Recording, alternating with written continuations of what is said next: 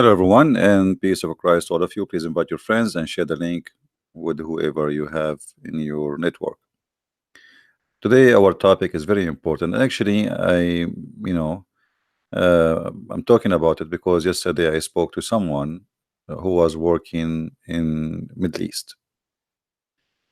Uh, Working in the Middle East is very popular for many countries, especially when you are from a poor country. Usually, most of those who work in the Middle East, they are from poor countries. And those who they are not from poor countries, usually they go to Middle East to have a very high, let us say, paid salary, which mean a person who is coming from Indonesia, Philippines, etc. Uh, they go and work for a lot less, even if they do the same job exactly a Western person do. If an American he go and to work in Saudi Arabia or in Jordan or in Lebanon or in Kuwait or all those countries, he will get maybe 5 6 times more at least than the salary someone will do the exact same job who is a Filipino or Indonesian, which mean right away you will face a very bad ugly discrimination starting from the salary. And the discrimination nothing except that's because you are a Filipino or you are an Indonesian, that's all. Even maybe you are better in doing that job than someone else. And this is the truth. And the truth always ugly. And nobody want to talk about it. But the salary is not the only problem. Uh, you know, usually when you are poor and you don't have better options, you accept anything. I mean, you have a family to feed. So you can't spoil yourself and say, no, I'm not going to accept this. Why you give somebody just because he is from England, you give him a salary which is 10 times more than me, or maybe 20 times more than me. And not only that, you give him a very good accommodation.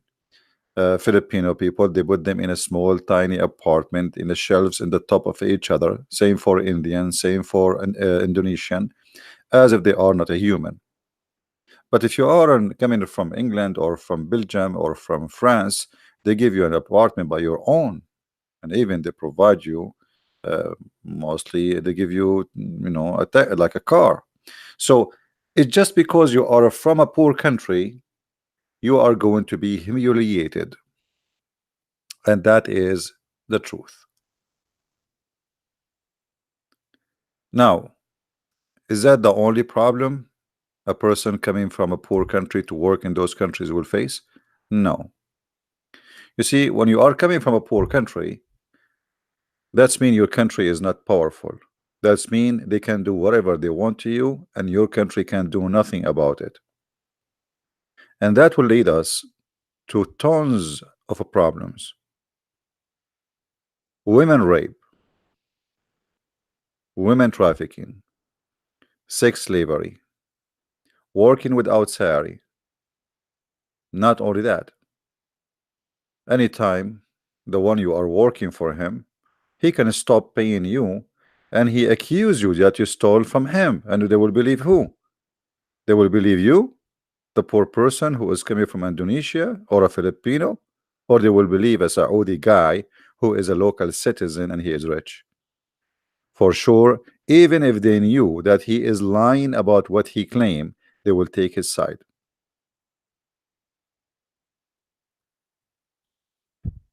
Me myself, I am from the Middle East, so I know what I'm talking about, and I am been in those countries, so I am not really, for sure, not all of them, but most of them. So I know what I'm talking about. I know what kind of a slavery it is. The first thing happened to you if you go to Qatar. As an example, you can go right now and search Google and see what Qatar is doing for workers who they are building. Like supposedly Qatar is going to host Olympic, whatever, like something like that about football. I think football like game in I think 2020, 21, something like that, and the Indian and the Indonesian and the Filipinos are treated literally as a slave. Even they did not pay them for the last 6 months their salary. I mean, imagine Qatar have billions and trillions of dollars, yet they will not pay you. You're poor guy, you're sorry. It is an open, clear slavery for a very simple reason. What you can do about it? You are from Indonesia. Your country is not America. If an American, something like that happened to him, he can sue Qatar in USA, and that will have a bigger consequence on Qatar as a country. So they have to obey and they have to be careful when they play with American. But if that is done to you, and you are from Philippines, what you can do about it? Nothing. What your president can do about it? You know, I remember a Filipino girl. She was murdered, I think in Kuwait, and the employer, he put her in the freezer for I think 6 months. And then the president of the Philippines, he screamed, he complained. What he did? Nothing. I mean, literally nothing. It's just for inside, indoor, like say, to cool the population down. But what he did? Nothing.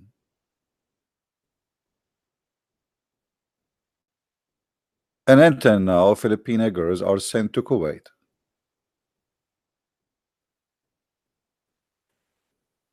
So your leaders don't care for you. Your government don't care for you.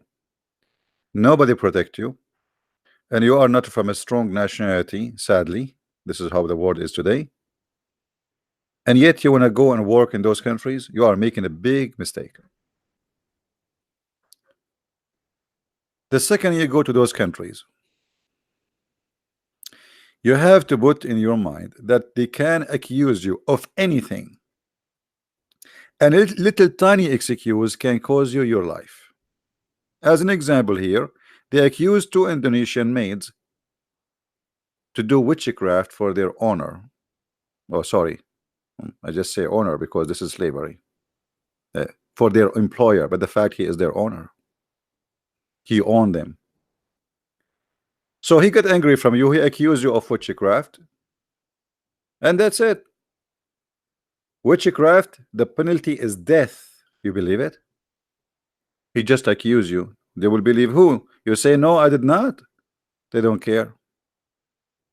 A little accusation can end with your death.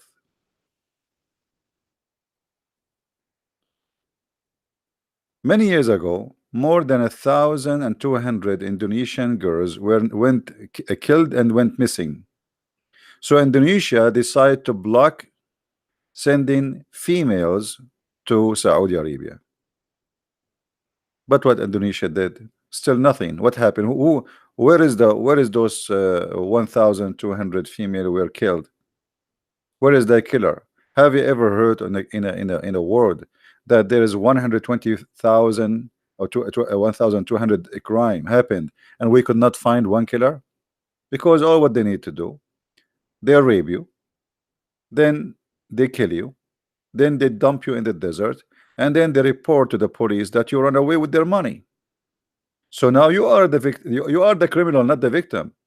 Now you are killed, you are dead, you are buried in nowhere. Nobody knows about you, and nobody will find you again. And if they find you, they will find your bones. And now in the record, you are a thief. All of this is coming from the Quran, because the Quran says it clearly that Allah, He made it lawful for Muhammadan to have abuse for their slaves. You know, the Muslim, they say, do you know that the first one who called for Allahu Akbar was Bilal, the slave? The question was, supposedly, is Islam treating the slave good? Well, if Islam treating the slave good, why Bilal was the first one to be called to call for the adhan? Because he was a slave. The white Arab man, he is not going to wake up 4:30 a.m. in the morning to scream loud without microphone at that time. So this is a job for a slave. That alone is humiliation. And why Muhammad, he did not free the slave? Why he have slaves? So they force you, they destroy your life. Imagine here in this article I'm reading, which is not really new for me, Indonesian girls, before they send them to the Middle East, They tell them we want to give you a shot, and this shot's supposed to be strong, and later they find that this shot is to keep you like having your period running, or let us say you will not be able to carry a child in case you might have sex when you go there in Saudi Arabia, which means they are preparing you to be raped when you arrive to Saudi Arabia, and you cannot cause them a problem, because the only way you can prove a rape in such a country, if you came there and you have a baby, and then they can check the baby DNA and they will find who is he.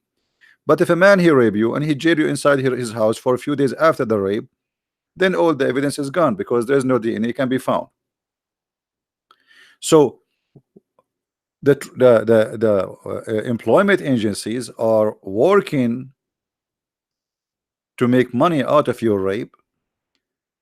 Maybe they are from your country, but trust me, they will use you and they will abuse you to make money out of you, and they prepare you to be the victim for the employer. And by the way, this doesn't matter if you are an Indonesian Christian or a Muslim. They don't care, because according to the Quran says whatever you own and your right hand possess, it is lawful for you. And when you work for him as a maid, that's it. If you remember, the Quran says, force not your maid to do prostitution unless unless they agree. Chapter 24, verse number 33. So if you have a maid and you are going to work there as a maid, do you see it, people? If you are going to work there as a maid, you are equal to the slave. This is Quran. Force not your maids for prostitution when they desire chastity, and if you force them, Allah is all merciful. So not only they can rape you, they can force you to do prostitution. And if the women she go there, and this is why always they choose young, the second you see the employer looking for a young female, you should know that there's something fishy.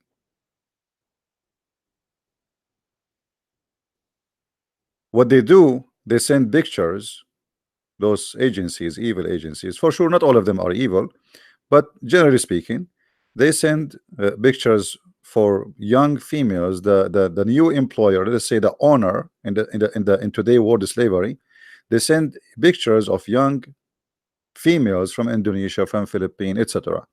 And then the Saudi, Emirati, Bahraini, Kuwaiti, etc., this Bedouin man who never have, I mean, this is new money coming to their hands. He chose the best of them based on her beauty. He don't even know how to read your resume. Most of them, they don't even speak English. And based on your look, he hire you, and we know what the job is going to be. So when you come home, the first thing they will do, they will take your passport from you. Your passport will be taken from you, and you will become hostages. You cannot leave the house. You cannot go in the city. You cannot go downtown. Everything, you are a maid. You cannot leave the house without permission of your employer. So you are totally a property of his own. And then he start harassing you, especially if you are a hard cookie, which means you are not easy to go to bed. So if you don't want to go to bed, he start pushing hard and hard, and if he give up, he might accuse you of a theft or a crime, and you end finding yourself in jail for many, many years to come. If not, you end in the death row in Saudi Arabia. Accusing women of doing witchcraft, which is no proof of it, will lead them to death row. That is the truth. And somebody he's saying, a Muslim saying, Christian Prince is liar. We are showing you this is all, it's all over the internet, Abdul. What we are liar? What we are liar? Lying about what? What about lying about what? Huh? What we are lying about what? I mean, whatever you say to those Muslims, you say they accuse you of being a liar. You show them It's in the front of them. Everybody knows about it. It's in the news. It's in the United Nations. It's a human rights website. And then they say Christian Prince is a liar.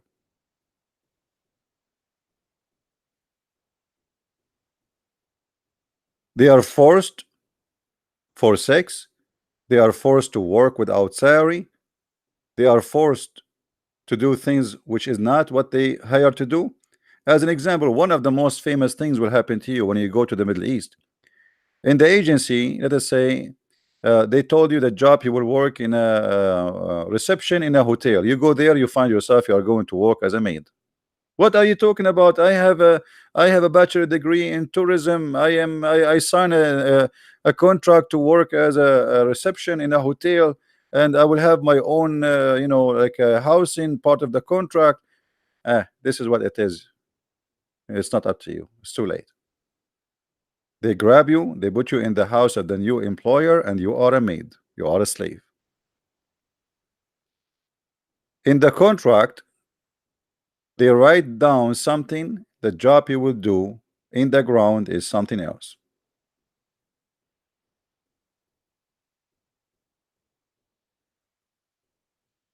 So why people want to go and work there? This is a human rights website, which is United Nations, which is an ugly organization, by the way, and they cover a lot of the crimes happen against the poor. But sometimes they cannot. The crimes is so big to cover it, So what you see in their website is not even 1% of the truth. And here you see in their website, as an example, it says, in 1962, the King Faisal abolished slavery in Saudi Arabia. But this is not true. Until now, there is slaves in Saudi Arabia, and nothing changed. Because Islam never abolished slavery. So how the king abolished it?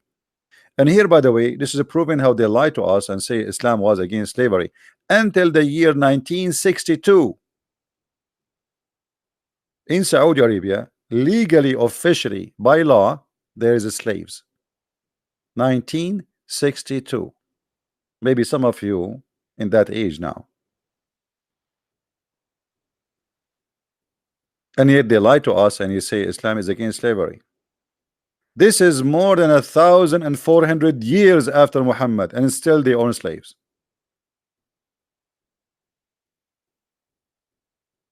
If Saudi Arabia, who is a very Islamic, they did not abolish slavery until 1962. So what is Islamic then?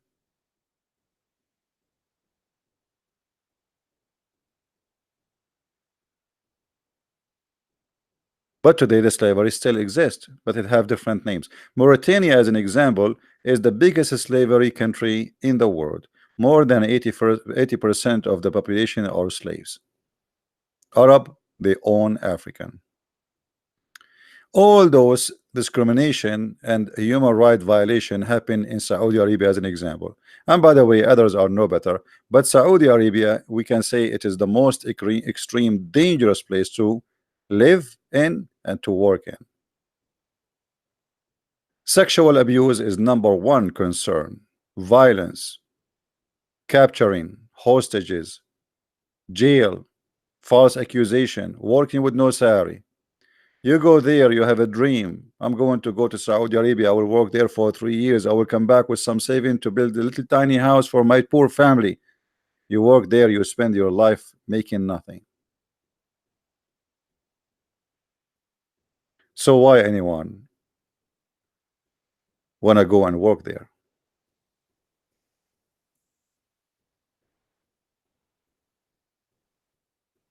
I advise you. I know, you see, I cannot lecture you about what to do to live. I know there is people who they are poor. They are desperately trying to find a job. Life is tough. Life is hard. We cannot lecture somebody is poor about what to eat. He need to feed his kids. But my friend, there is many ways God he can provide. Don't go to those countries. Don't. A Muslim saying, why the Bible is saying burn people alive? So I want you to say that this is evil, so I can show it to you from your prophet. What do you say? Do you agree? Do you agree, Mr. Muhammadan? If you're a prophet saying burn people alive, what you will do? Are you agreeing that this is evil? Is that what you are trying to say? Hello?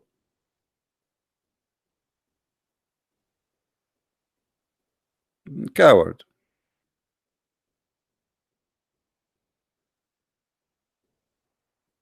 Show your proof. Do you like to call me live and I will show you the proof? Do you like to call me live? Do you dare to call me live in the front of everybody? If I don't show the proof, I will take vacation for the coming 3 years. What do you say? Do you accept the challenge? And if I show you the proof, you will leave Islam. You can't? Your parents are sleeping? Okay, wake up your parents, and when they wake up, let me know. Or let your daddy call me. Take care. So as you see, they try to disturb our topic because it's very embarrassing. You speak to a Muslim about anything, and anything for a Muslim is offending. It's embarrassing. You know, the point of saying this is offending, that it is embarrassing. They speak too much about Islam make us good. Saudi Arabia executes Indonesian maid who killed a man attempt to rape her. Why she was executed? Is that fair? So now we have a poor Indonesian girl, and most likely she is a Muslimah. She working there, a Saudi man, he tried to rape her. She defended herself, she pushed him, something happened and caused his death. And now she is the criminal and she was executed.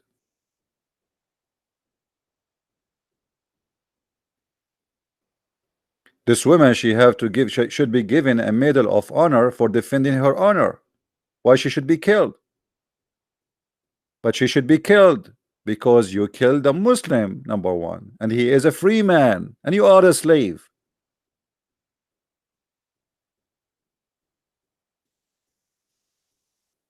And that actually is kind of terrorism.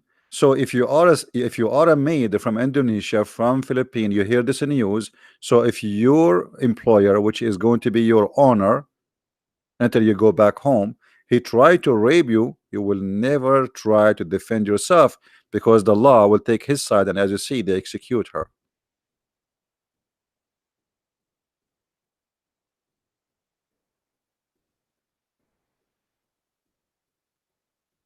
And there is, by the way, some kind of attraction to work in the Middle East, and I want to talk about it because yesterday I was speaking to a person who worked in the Middle East. One of the attraction of working in those countries that you will learn how to be lazy. Like number top reason to work in the Middle East is to be lazy because those countries, everything there goes slow. I call it turtle countries. It's a turtle land. Everything is asleep. They woke up 9, 10 in the morning. They work for 2 hours, if we can call it work, and then they sleep for the rest of 3 hours, and then after that they wake up to drink some coffee, and then they take a nap again, and then they wake up around 8, and then they do prayer, you know, and then like the prayer is just to gather themselves, and then they start drinking coffee, watching TV, and you as a foreigner, you are serving, that's all. But it still is a slow country. So many people like to work there because yes, you are working there, yes, they are controlling you, yes, they are abusing you, but you learn how to be lazy. Your employer is lazy, so you will be lazy too. It's easy income, if we can say, an income you will not make in your country, and you don't do really too much effort to make it. But if you are a female, trust me, is going to come from a very wrong location. You will be his sex slave.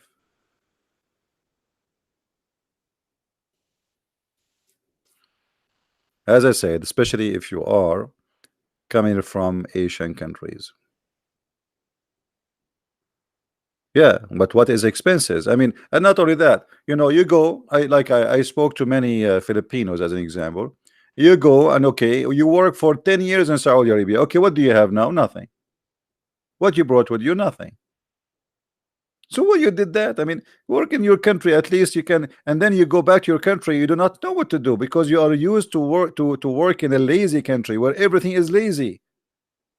So now it's very hard for you to adopt the situation in your country because you are disconnected. You are disconnected from from the business market. From nobody knows about you anymore. You know, you do not know what to do. The job you can do there, you cannot do there. So you find yourself outdated. You earn nothing, you collect nothing, you save nothing, and you waste your life being a foreigner in a land. It is not your country, it's not your language, it's not your culture, not, and maybe you're not your religion. So what did you what you did to yourself?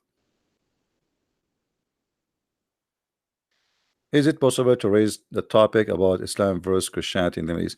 My friend, there's nothing called Islam versus Christianity in the Middle East. There's Islam versus Christianity because Christianity is not a Middle Eastern religion. Christianity, Christ is not a Middle Eastern person. He's our Lord. He is for the Asian, for the black, for the white. This is have nothing to do with the Middle East.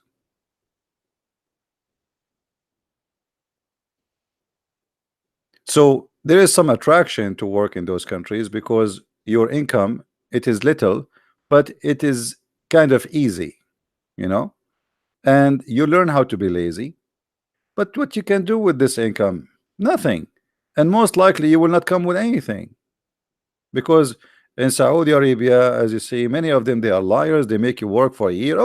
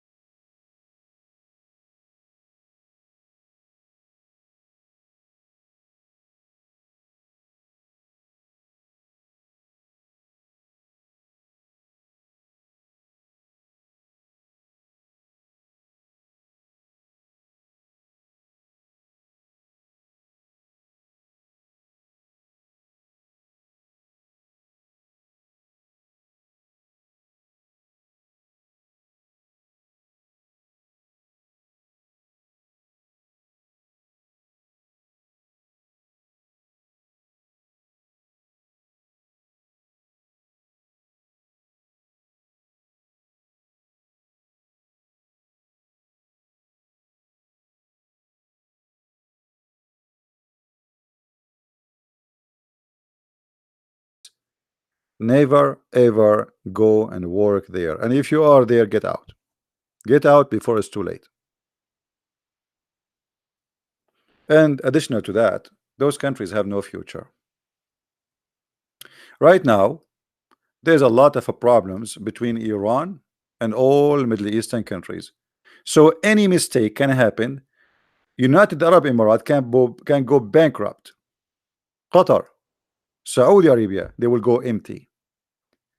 The second war started, all those countries are zero. You saw those countries, I call them temporary countries. It's a cartoon countries. It's built of cartoon. They have no base. Their society, their economy have no base. It's just oil. And like Emirat, they don't have really any business. I mean, Emirat is just like a big supermarket for shopping, and they make money from opening money laundry for mafia and gang, Russian mafia, Persian mafia, Arab mafia, Egyptian mafia, you name it, drugs. So it's a big country built in nothing. It's a balloon. When I say big country, I mean big name, like big building. You know, there is companies who were selling apartments in Emirat, and there is many stupid people. They put all their life saving there, and now they found that those apartments are not even exist, or most of them they aren't going to be built. It was a scam.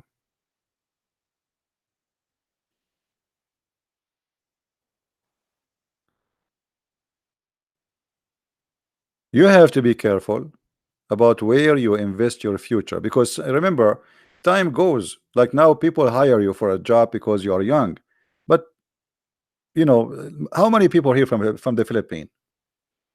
How many people are listening here from the Philippines? Give me one, please, if you are from the Philippines. Do we have some Filipinos here? I think we have many.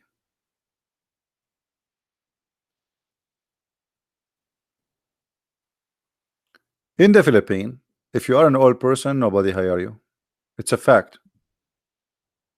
You believe it? And the stupid government of the Philippines don't protect you, which means legally they can discriminate you by age, by gender. You will see an ad for a job in the Philippines says you have to be between the age of 18 and the 25 legally, which is discrimination. So if you are over that age, if you are 30, you will imagine 30 years old. You are still young, still you have hard time to find a job. The older you get, the impossible the mission is.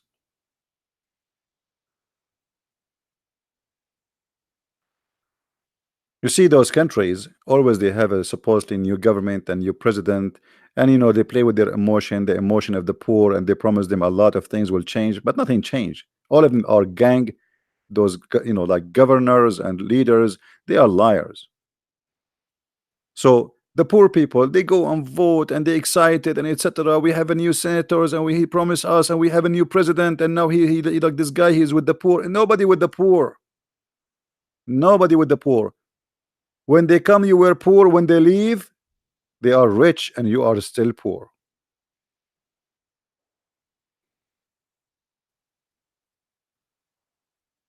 So you work in the Middle East when you are young because they will not hire you if you are old anyway. So you go to the Middle East today in Dubai to work, or in Saudi Arabia, and you are 20, 21.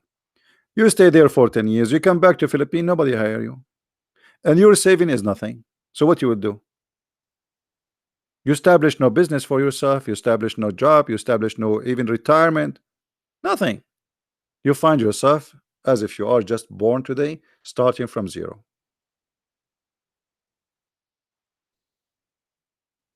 So I advise everyone from those countries, Philippines, Indonesia, wherever you are, don't go overseas unless it is a country where a human being is respected. America, Canada, Europe, yeah, but even not all of Europe is the same.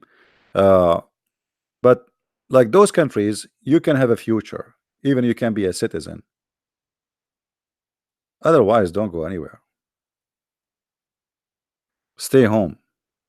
Stay home and try to do anything you can.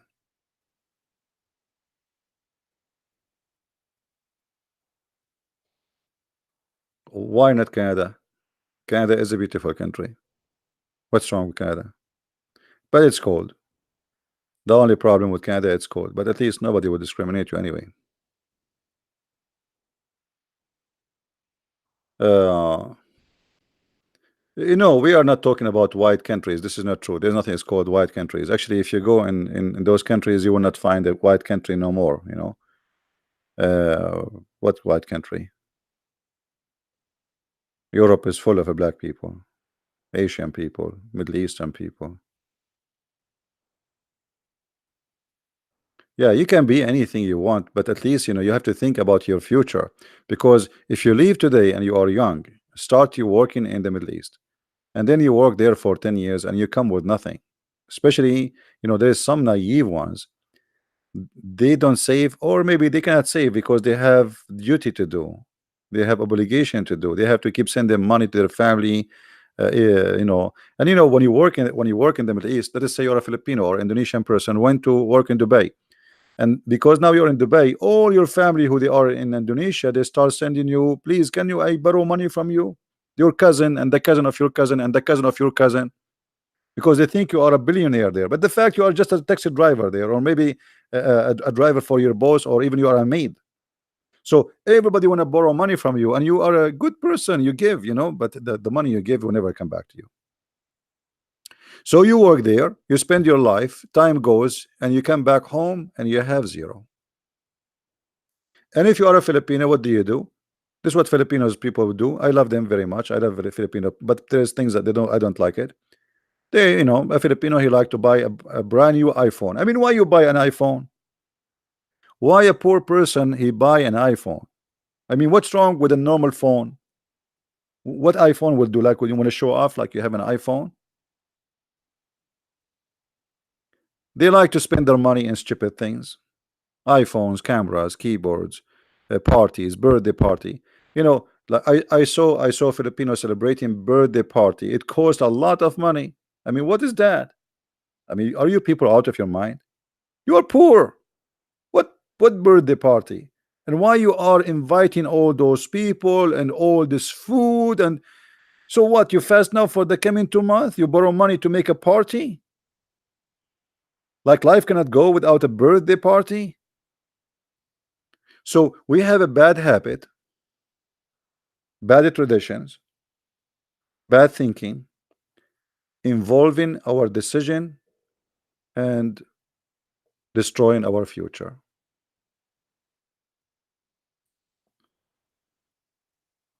Yeah, expensive wedding.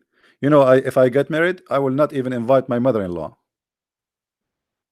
My wife, she like it, she don't like it, I don't care. You know, if her mother-in-law, she will pay for her hotel, she can come, and everyone will come to my wedding have to bring his hummus with him.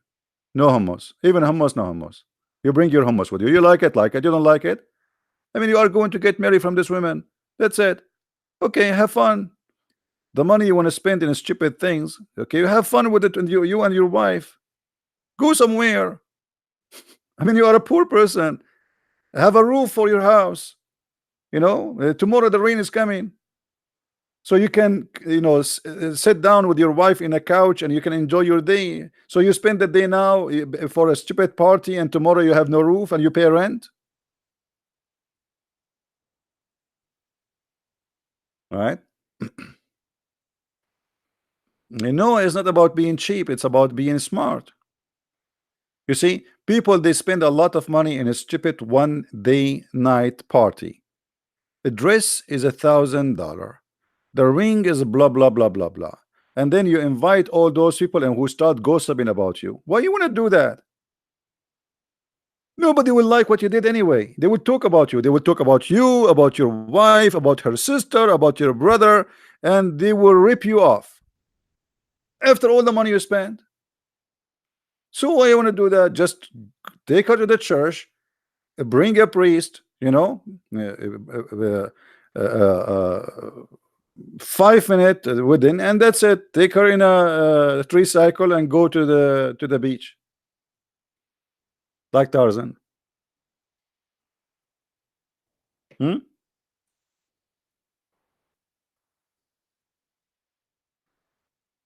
Who care? They will talk about you anyway. There is people who make a wedding cost like $1 million or $2 million. Trust me, still people talking about them today. Why? They say they are cheap. I mean, all the money he have, only he spent $1 million. It doesn't matter what you do. Nobody will be happy. So why? What's the point of this? Are you getting married or getting ripped off? What the purpose of this project? I mean, people get married to have a family. This tradition of having a big party, spending too much, you can, and if people loves you, but really they can come and enjoy, have a party with you without spending anything, some soft drink and some music. Okay, no problem, have fun and we dance. But what, this is a big hall and expensive dress, and the maid, they dress like each other, and there is the hairdresser, and the men, they have to dress like each other. What is that? This is a tradition of the fool. Foolish. The money you want to spend in the wedding, spend it for your house if you don't have one. Which one is important? If you have a house, well, get a car. If you don't have a car, okay. If you have a car, what about you spend the money you spend in 1 month to in one night? You can spend it to have a 3 or 4 month vacation with your wife, having fun in somewhere. But people like to show off, and this is, I believe, this is a stupid sign. Stupidity, right?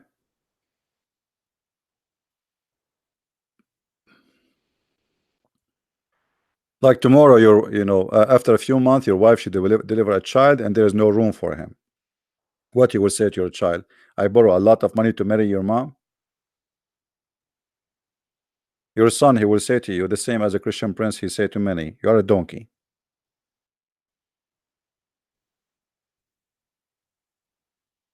It was like that when you first came to America. I didn't know what do you mean, Mimi. What do you mean when I first came to America? When I came to America, I found America have a lot of American. I'm not sure. The same as in China, there was a lot of Chinese.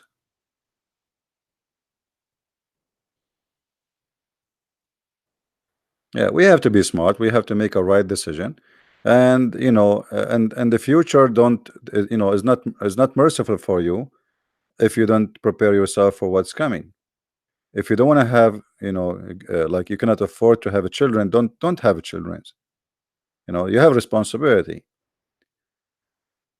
So, I believe, if I'm a person who have a little land in Indonesia, I prefer to stay in my land, grow some chickens with honor, and die in my land, better than going and being humiliated in a foreign land and even have a very bad ending.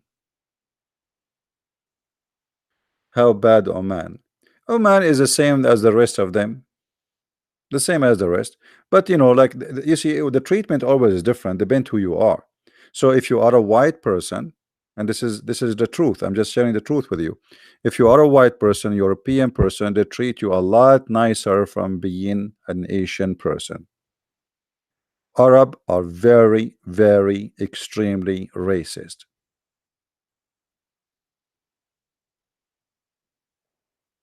That is the truth. No, I'm not an Egyptian. Egyptian are not Arab.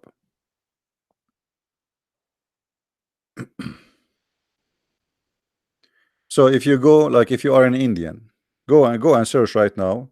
Do you know that in Saudi Arabia you can work there but you cannot die there? A person who is not a Muslim, if he die in Saudi Arabia, he cannot be buried in Saudi Arabia. So what will we do now? Your family, they will pay all their saving, the money you made, so they can get you back from there. You cannot be buried in Saudi Arabia. It's not allowed. They have to ship you out because you are a kafir, you are dirty, you are najis. Even death, even after you die, they discriminate you. You have no place in this country to die. You can work here, but you cannot die here. If you don't believe me, search Google.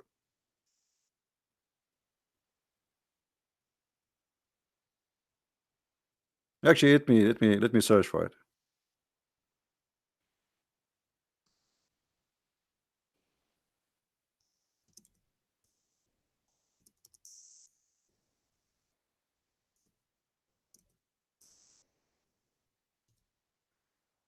Let us see.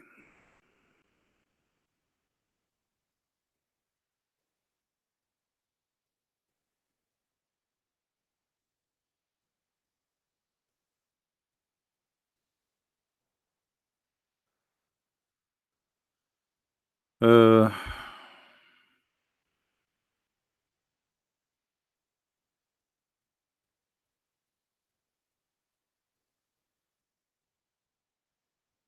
maybe we need to search like why. Maybe it's, you guys help me to find it. Like you can search for like actually there's an article. I remember it, and I think I made a video about it. It says you can work in Saudi Arabia, but you cannot die in Saudi Arabia.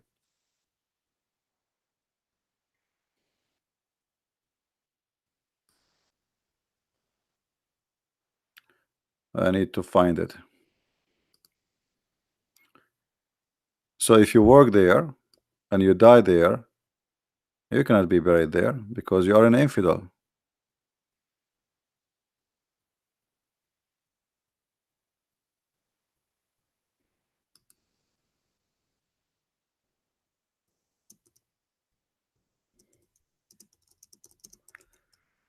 Let's see here. I hate it when I type and then after I type the whole sentence, I find myself typing in Arabic when I'm searching English. Okay. Non-Muslim cannot be buried in Saudi. Let us see. Barrier of non-Muslim made easy. This is the article. Saudi Arabia welcome foreigners to work, but not to die. Here we go. Look at this one.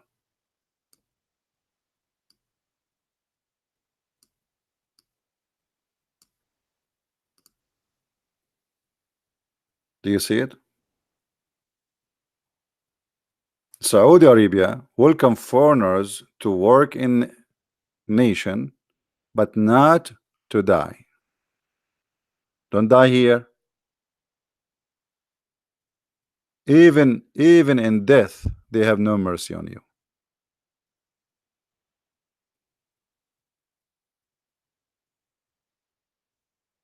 So why you want to work there?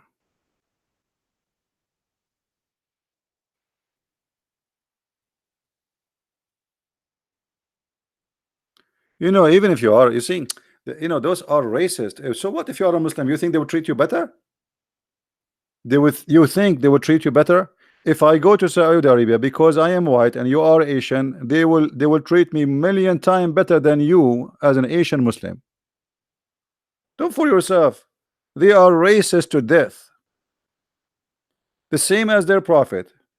You remember when Muhammad he said he promised them that they will have hur. What the hur is? Hur is seeing women who they are so white to the point you can see through.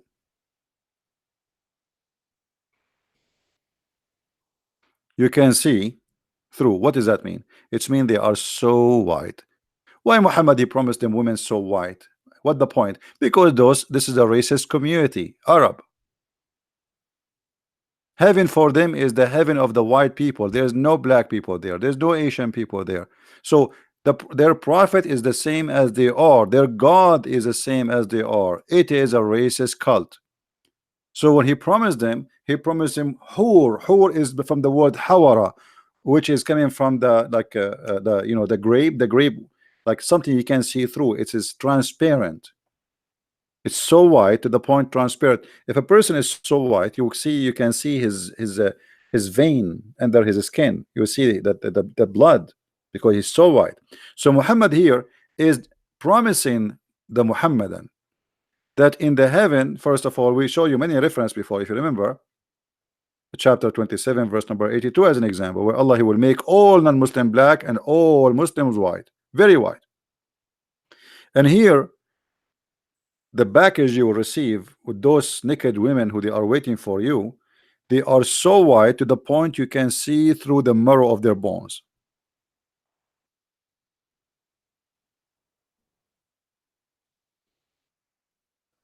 Very, very racist.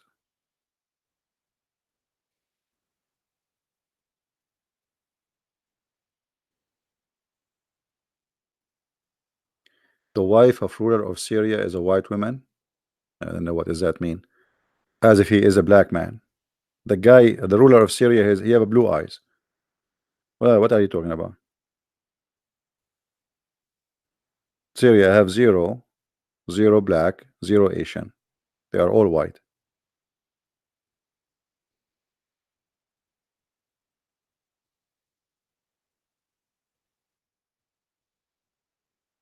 This is reality. And no, she is not Palestinian. I mean, where you guys bring those? Where you guys get your information? Do you eat too much hummus? No, she is not Palestinian. The king of Jordan, his wife, she is Palestinian. Too much cabbage. Anyway, where is your charming accent from? eBay. This is the God bless America. In America, you can get whatever you want. We have Amazon.com. We have eBay. You can, I mean, get one. I mean, come on. This is the only thing I have. You want to take it from me? Charming accent. It's what is charming about it? It's funny.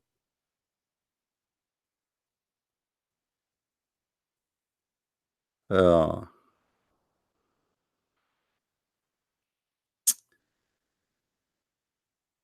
poor me. You want to buy my accent from eBay? Just send me the money. I will send you my accent. Don't worry. Not only that, I will give you a bonus, the accent of Zakir Naik, as a bonus. Hmm? And if you ask Zakir Naik about racism, he will say to you, "Hey, brother, do you know that in America there used to be a lot of slaves, and the president of America himself he used to be enslaved, and not long time ago they have a law to discriminate black people." Hmm. Yeah. But in America, the white people is the one who fought to free the slaves. The white themselves. There is a war. White fighting white. This is America, my friend.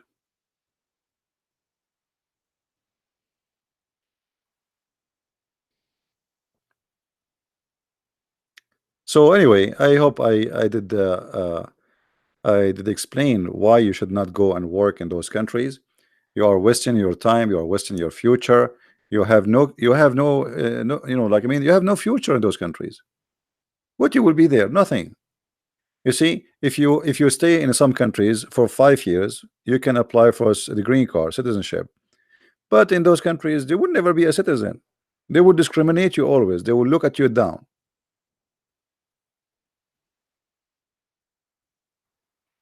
An Indian guy who is an engineer, I witnessed with my own eyes. They send him to buy bread. I mean, look how humiliating it is. The guy is an engineer. The boss, he say to him, "Go and buy me bread." But can he say no?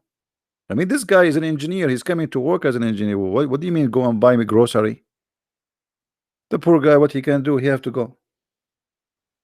Either he go or he will be fired. He will make you a driver. He will make you buy grocery.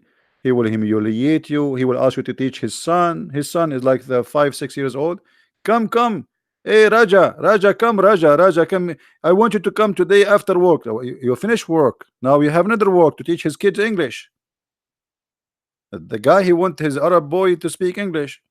So the poor Raja, he work all day as an engineer. Then he do shopping, buying them grocery, buy them bread, and then he drive the women, the wife of the guy, to different place. And then after that, he have to teach the kids. So you go there to work as an engineer. You are a nurse, you are a grocery guy, you're a driver, and you are, even the guy he wanna go with his wife somewhere to visit somebody, they ask you to come and sit with the children.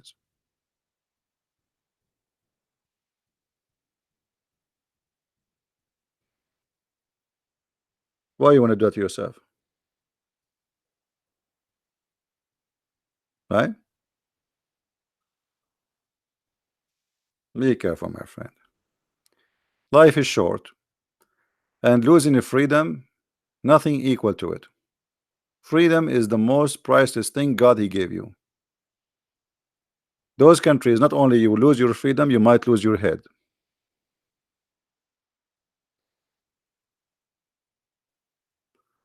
Fadmi will call you today. Okay, I can't sleep until Fadi call me, no problem. Canada is too cold. Yeah.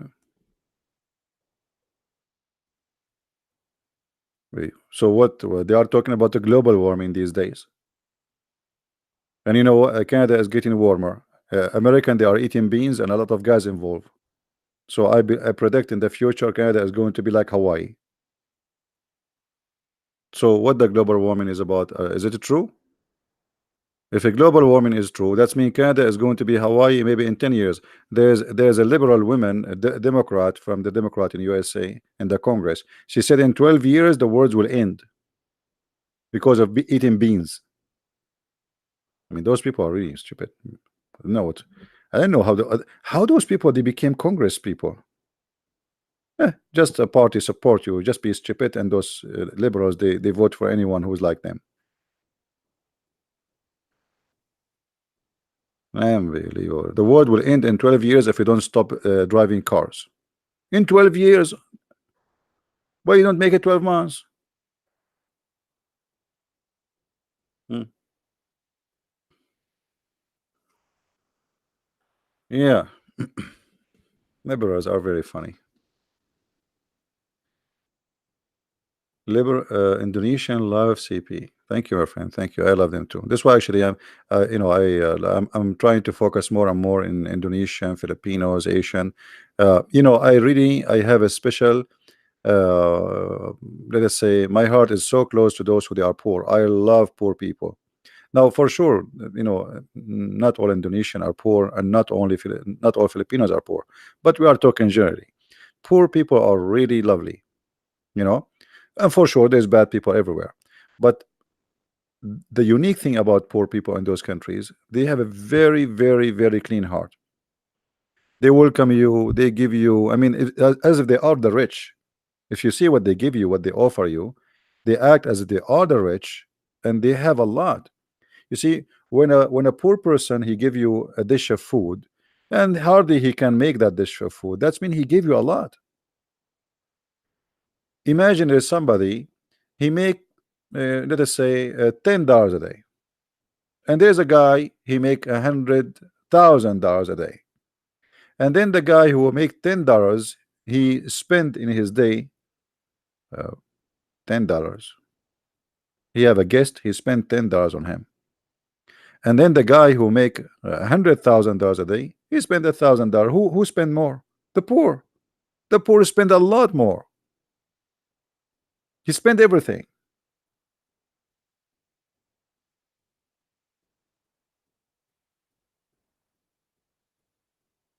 And poor people always, they are giving. There's one unique thing about them, they give more. The rich are cheap, usually, not for sure, not everybody, but usually rich people are cheap. That's why they are rich, mostly. And again, not everybody. Poor people, they open their doors for you. Once in England, I was going to visit somebody. I knock at the door of a woman. I don't know who I mean, it's a dead end. There's no numbers in the houses, so I don't know. I don't remember the house number two, but I know the guy, he lived there. So I said okay, and my phone was dead. So I said, you know what? Let me knock at any of those doors. Those are neighbors at the dead end. They will know each other. So I knock at the door, and I stayed away from the door. Like I went back like 5, 6 steps. A woman, she opened the door, and she said, "What do you want?" I said, "Is the etc. He live here or he's around here? You know him?" She starts screaming at me. She wanna call the police. She have a very nice villa. I just knock at the door. I did not ask for food. I did not ask for money. I did not ask for shelter. All what I said, where does this guy live? Are you here coming to harass me? Are you here coming to are you wanna go and attack me? Are you staring at me? Are you looking? And she is kind of old. So look, I mean, I did ask where the guy live. In the Philippines, wherever you go, you will see how friendly, how beautiful they are. You ask somebody in the street, even they say to you, yes, sir. Very polite, very loving people, especially the poor people.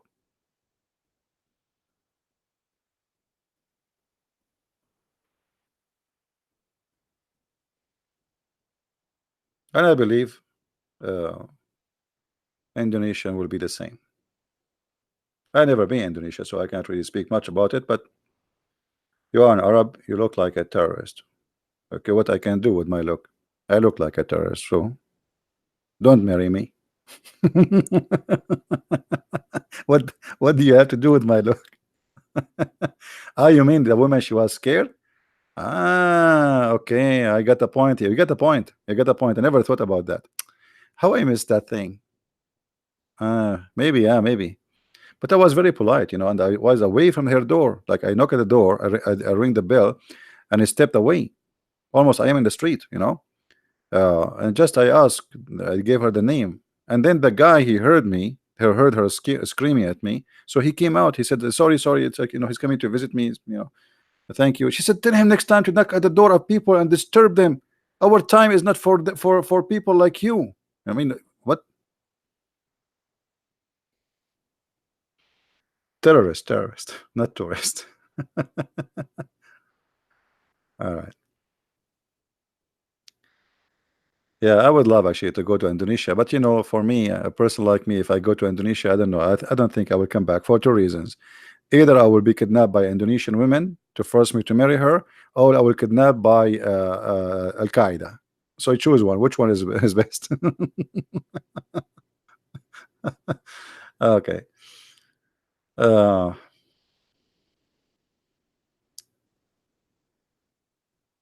anyway, if you look like a Brad Pitt, who is a Brad Pitt? Talk to me in Arabic, man. I don't. Do you think I know the names of? Is that an actor, right? Brad Pitt. You expect me to know who is this guy? Is he? Do he look scary? Let me search his name. Actually, I look like an actor, but I forgot his name. Once I was in a restaurant. It's a restaurant and they have a band. But for me, I was just stopping. I was driving long drive and I need to have a break in my driving and I need to eat something. So I stopped there and then a guy he came and he sat next to me and he said, "By the way, I know who you are." And in my head, I start saying, "Okay, this guy maybe he know I'm Christian Prince, but how you know?" I was thinking about something different. So and then he says to me, "But don't worry, I will not tell anyone." So I said, "Okay, thank you." He said, "But can you sign this for me?" I said, "Sign what?" I mean, yeah, like, and he started telling me, "I have like my children, they will be happy to know that you sign. They always watch you on TV, and they watch me in TV." For sure, he is not talking about Christian Prince. Anyway, then later I found that I cannot give you the name of the actor because the guy he insists he go and he come back. He insists. He said, "Can I take a selfie with you?" I said, "No, you cannot." He said, "Please, I'll tell you, I will not." I said, "Please, no, I cannot take a selfie with you." But the guy he insists that he know me and he will not tell anyone. And later I found out he is talking about which actor, but I cannot tell you because then you might know how I look like, because really I look like a lot like him. He's an American actor, scary. He always take a mafia guy, a criminal, like literally. The guy who do like hitman, the bad guy. Okay, Bert. You guys giving me names I never heard of them. Anyway, so the guy he insists like and I was really but later I never heard of this name, and later I searched the name he gave me and I found like you will not, what, like he is not really far, very close, but I don't look the same really, but maybe because he's in TV and I'm in person. So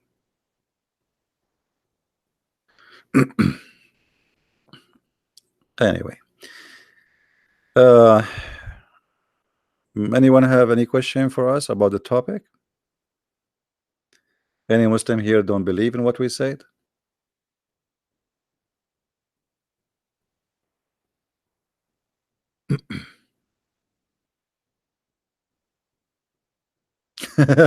Abdul, they want to watch all movies to find out which one is me. That's a good try.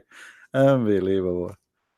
Yeah, but you know what make it confusing about me for the Abdul, that always I say I'm black, blonde, African American from Japan. So get good luck with that. I mean, how you can find who's that? Black, blonde, African American from Japan. I mean, what is left?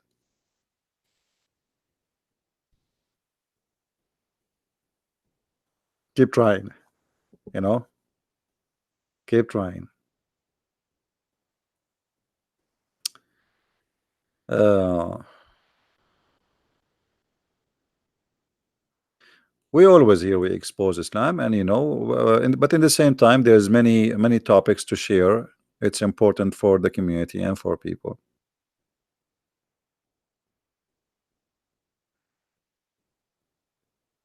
You heard that play Madrasat El Musharrifin. Yeah, I know this scene. What about it?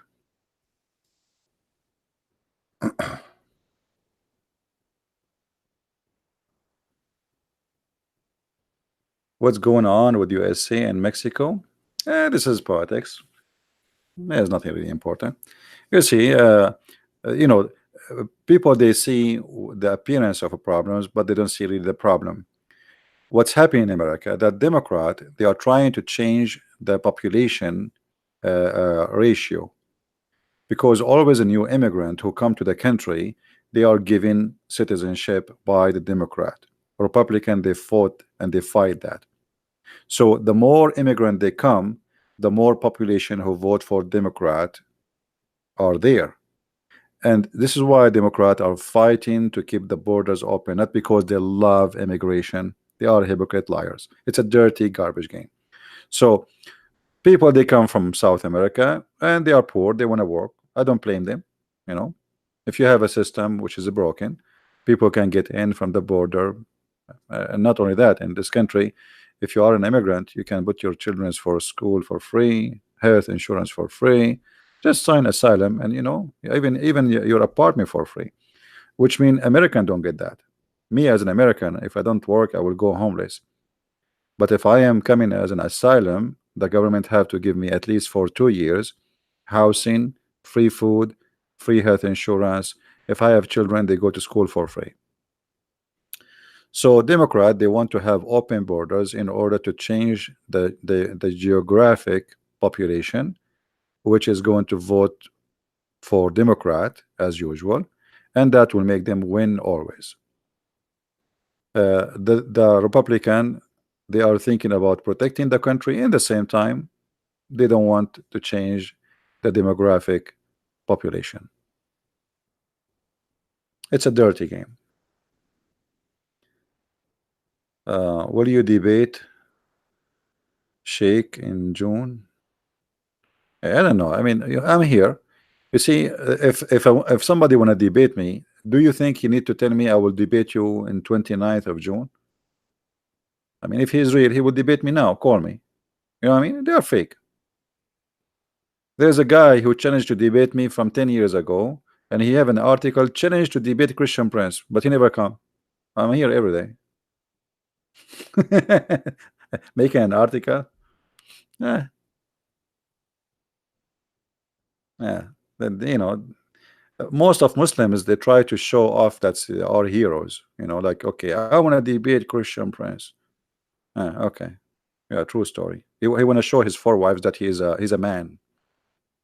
Brother, sisters, did you see what I did? I made an article challenging Christian Prince, and until now he did not respond. The coward. Yeah, a Christian Prince is every day is here.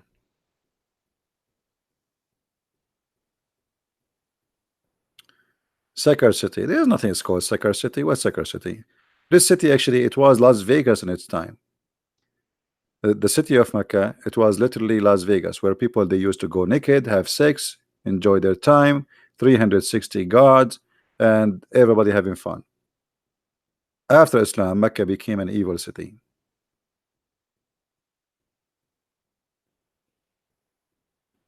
Yeah, they used to go naked. You know, we can show the reference. You know, people they celebrate going around the Kaaba totally naked. We are not making things up. You know,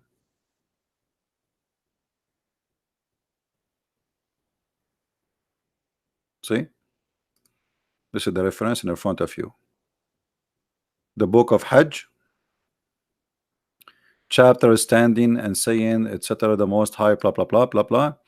Hisham narrated in the blah blah blah blah blah blah. Okay, that who were Quraysh and their descendant, they go around the Kaaba, the house, naked. Do you see the word naked? Do you see the word naked? Naked. It was a sexual entertainment city. Religion based on sex, Islam is based on nothing changed. Islam is still the same as the Arab used to be before. It's a pure sexual city.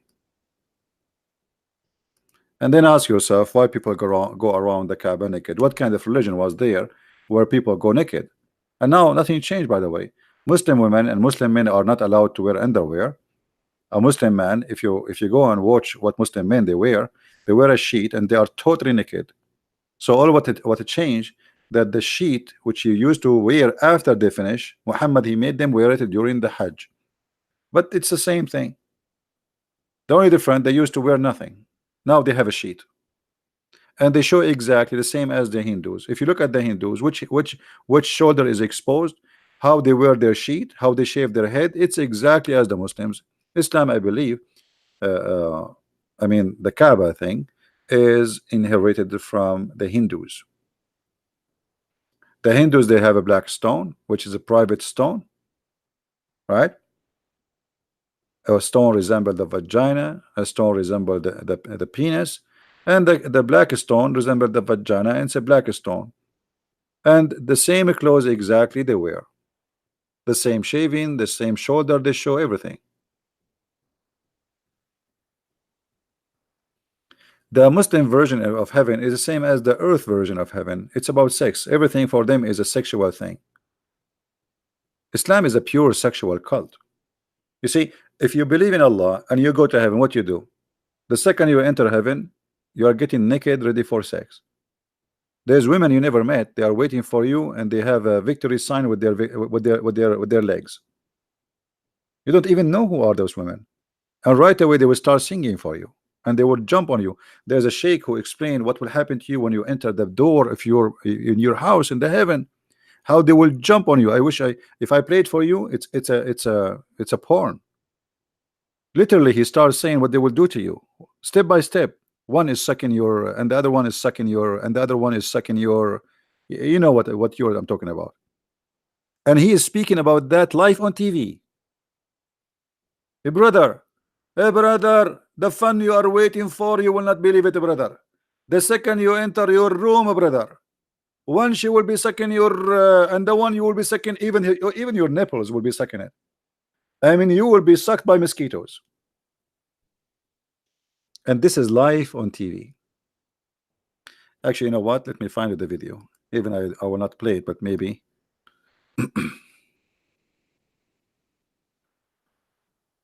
For reference. And the good thing you don't understand, otherwise you might convert to Islam if you get so excited.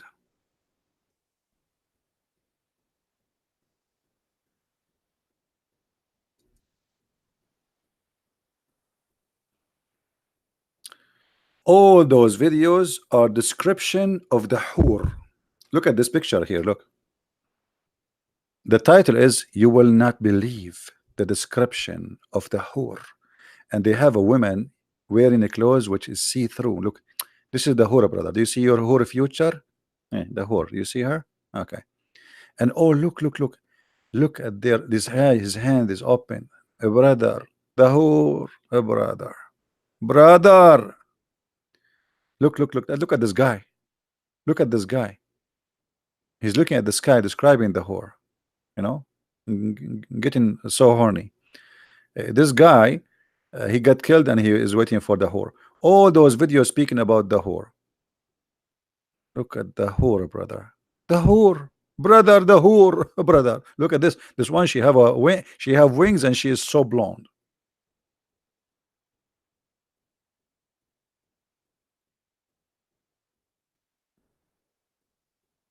Actually, this is one of the reasons I don't want to convert to Islam. I mean, imagine you jump inside a room, and then hundreds of women they jump on you. I mean, what I did. I mean, is that a reward or is it the punishment? And what we would do now? There's like a ticket there, like one by one. They start with me, all of them in the same time, and all of them they sing for you the same song. Get my book, Sex and Allah, and you will see what I'm talking about. This was I made a book. It's called Sex and Allah. It's 2 volume. The whole topic is about Islam and sex, and I make it really. Let us say, otherwise the topic will be so big. So I make it summarizing the most important points about the cult of Islam when it's come to sex. Look at this guy. Look at his face, man. Look at his face describing the whore for us. Do you see how much he is excited? Guys, do you see what other you don't see? Do you see? Do you see? This is the real Abdul describing the whore. Look at his face. Oh, give me something. I cannot see this.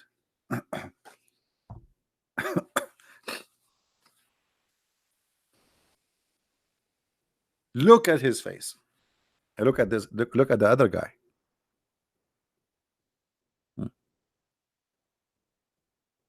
Look at this guy. All those guys, they want to tell you about the whore. This guy, he is seeing whore when he is dying too. This guy is crying, saying, brother, brother, the whore will come to us. Brother, each time we have sex with them, they will come virgin again. I mean, what fun? What is fun in that, man? It's even cheating. But until now, I did not find the video I was talking about. I did not hear those videos, so I don't know what they are saying. But I'm assuming all of them they are the same anyway. You know, all of them are the same.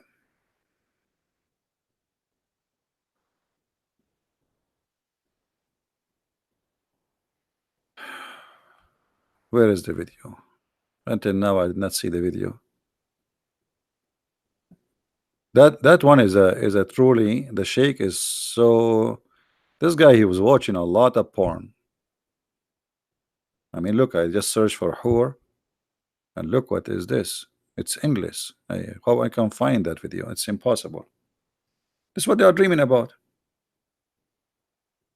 Look, guys, look at the title. You will not believe what the whore she will sing to her husband in heaven, and you will cry for the most beauty she have. Yeah, the whore, they will sing for you a song. All the whore in the heaven, they have one sing for you forever, for eternity.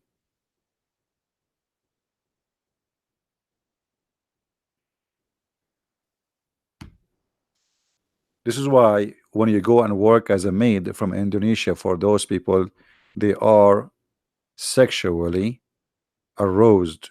They are hungry. This is why they will not let you treat you as a human. This video is, which one is better description? Women of this earth or the whore? Look what the Muslims are busy with. I mean, which one is better, brother? Women in this earth or the whore? Me, I wish you speak Arabic. I don't want to get you dizzy, but I did not find until now the video, the one I was talking about. Yeah, it's endless. I found it. I found it. I found it. Who here speak Arabic? Who here speak Arabic? Because you know, this is only for those who speak Arabic. Who speak Arabic? Anyone? This is the video. It's a pure porn. This is a sheikh speaking in the TV, speaking about how they will suck you. You know, this is what I remember. You know what? Let me hear some of it. Hold on. But how I can hear some of it without playing it. because I don't want just to be sure that this is the one, but I think this is the one from the image. And give me a second. Yes, it is the one. It is the one. Just he said one word. I remember. That's it. It is the one. Yeah, and this is the link for those who want, but it's in Arabic anyway. Like only those who speak Arabic they can understand. Brother, when you enter to the heaven, brother, in your room, and brother, they will start jumping on you, brother, and they will start sucking you, brother. One, she will put her mouth in your mouth, and the other one in your, and the other one in your, and the other one, and the brother, they will be fighting over you, brother. This is the link. You speak Arabic? Be sure there's no kids around. Yeah. All of those is about whore.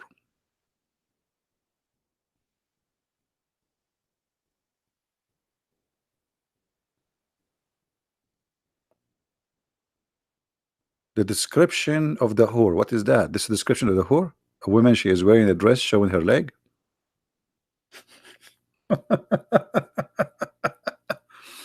Abdul Kader. Hey, Abdul Kader, why I'm lying? Do you like to call me Abdul Kader? Guys, we have a brother Abdul Kader here, and he is saying, Christian Prince, you are a liar. Well, Abdul Kader, do you like to call me live on air?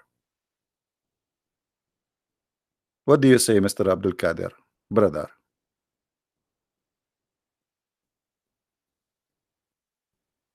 Give me your Skype and I will call you Abdul Kader. The Abdul Qadir mean the slave of the one who is able, but Allah is not able to do anything.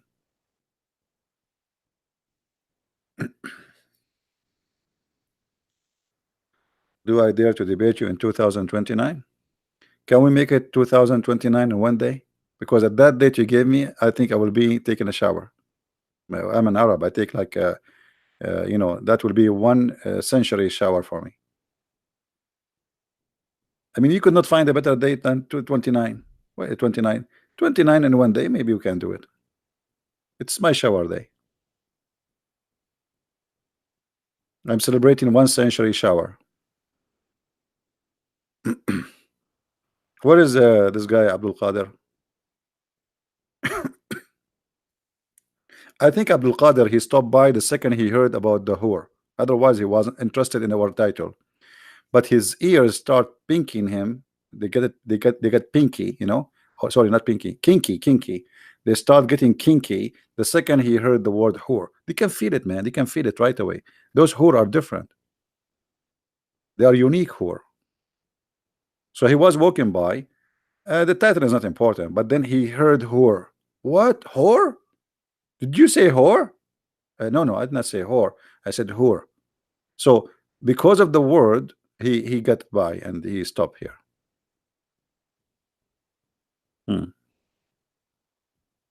What is that? Look at this video. Guys, do you see this description? This yeah, I think I think this picture is added by one of you, Alexander Phil. Yeah, he is here. Yeah, I think this is his channel. Yeah, look at this image, man.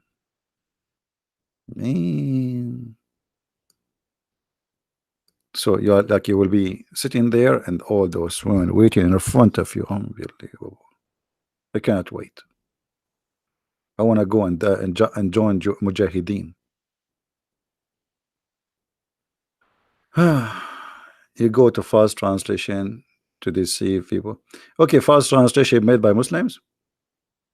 How it is? Okay, it's fast translation made by Muslims. That means Muslims are liars. Thank you very much. So even when you attack me, you are supporting me.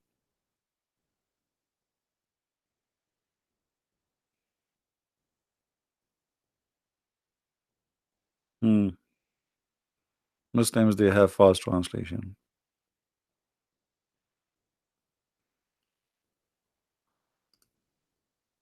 I agree. I never saw a Muslim have honest translation. You're right.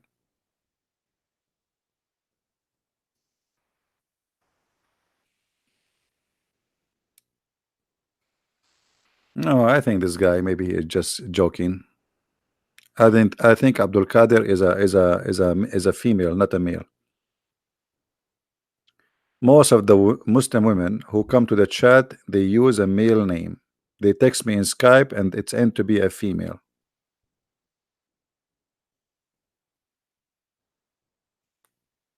Once a Muslima, she sent me an email. It was a very threatening email, and she said to me, "So what if your voice is so sexy? I hate you, I hate you, I hate you." And I was saying to myself, man, this is a very hateful email. I mean, what she meant by that? I could not sleep for 2 days after that. She want to kill me. She want to kidnap me. What does that mean? Until now, I'm thinking about it. I mean, this is a lot of hate. I don't know what is behind this threat message. So I think Abdul Qadir is the same. Abdul Qadir, do you dare to call me in Skype? Hmm?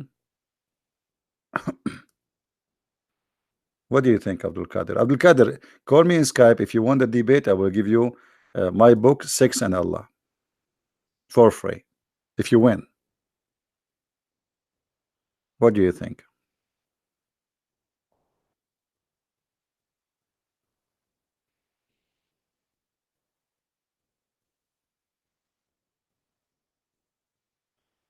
You call it sexual tension?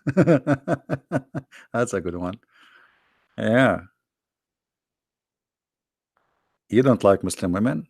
Oh, Muslim women are women like everybody, but for me, why I would be interested in a Muslim woman? You see, it's very wrong to have relationship and to marry from a woman she don't believe in what you believe. That is the end of your faith, because you destroy your family, you destroy your value, and you compromise the Bible, because the Bible says that light and darkness cannot live under one roof. All right. The only way for a man who is a Christian to have a wife she is not a Christian, if he converted to Christianity after he married from that woman. But a man who is a Christian already, he should not, or a woman who is a Christian already, should not ever marry from someone who is not a Christian.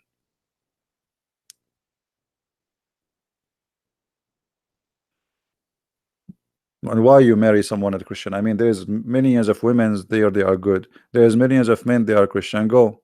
You cannot find somebody. Your kids will be divided. You teach them that Jesus is God, he says Jesus is no one.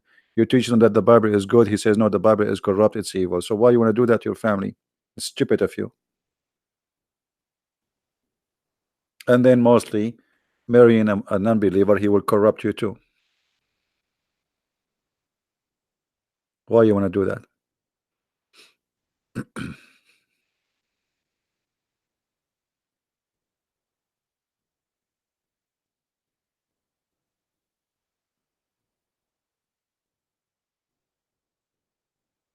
And additional to that, if you marry a Muslim man, he might not be able to have sexual intercourse like he's a prophet, and then he have to pray to Allah, and he have to wait until Allah he send him a dish of shish kebab, and then he eat it, and then he get the power of 40 men. But what of Allah? He did not. He's out of dishes. Have you ever heard of a prophet? His God, he fixes a private part by sending him a dish. Are you there, Abdul Qadir? Am I lying? Even the power of Allah come in dishes. Even not only that, Muhammad, he said that the angel Jibril came down and he installed a dish of faith and dish of wisdom. So look, we have sexual ability in dish, we have faith in dish, we have wisdom in dish. Even wisdom come in dishes. By the way, this is why I'm wise.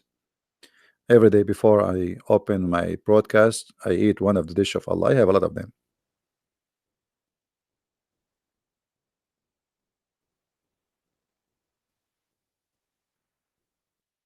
Do we have any Abdul Qadir there?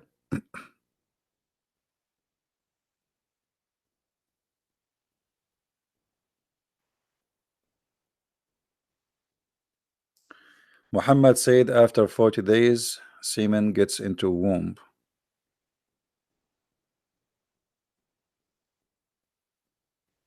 Well, and what are you asking me? I don't know what the question. I mean, semen, they live only for 5 days. Muhammad, he says 40 or 50, they are not sure.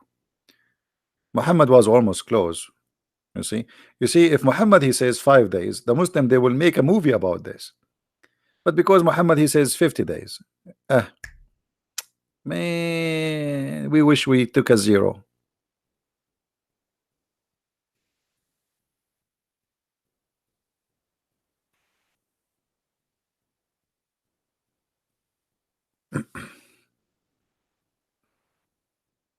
Yeah, always I ask Muslims, you are right. Always I ask Muslims when they call me, what you ate today?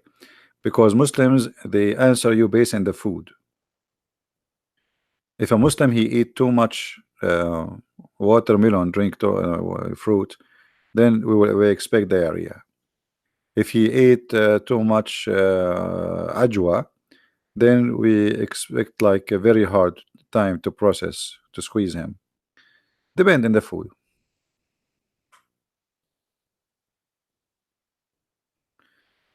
Angela, you want to meet me one day? Why one day? I mean, what kind of meeting this meeting? One day? Why we don't make it 2 day? What kind of invitation this one? So let me guess. So you want to invite me to have, let us say, coffee with you one day. I look in the weeks, I could not find any of them. It's called one day, which means you don't want to see me. If you are serious, you will say Sunday, you will say Saturday, you will say Tuesday. But look what you choose. You choose one day. I mean, come on, you want to trick me? You think because I'm an Arab, you can do that to me? You cannot. All of you want to invite me to your country one day. That's mean it will never happen. Name a day, make it Saturday, 10, what one day? Isn't it enough we have one Allah? One Allah, we cannot see him. One day we will not see him too. Do we have any Abdul?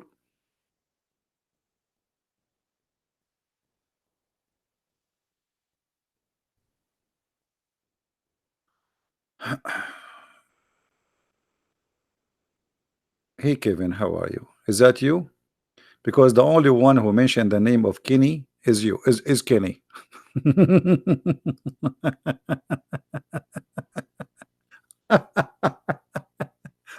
You know, when somebody he tried to be get attention, so what he do? He change his name and he came Christian Prince. If you are a brave, call this guy. But you are the guy. You want to bet? You want to bet?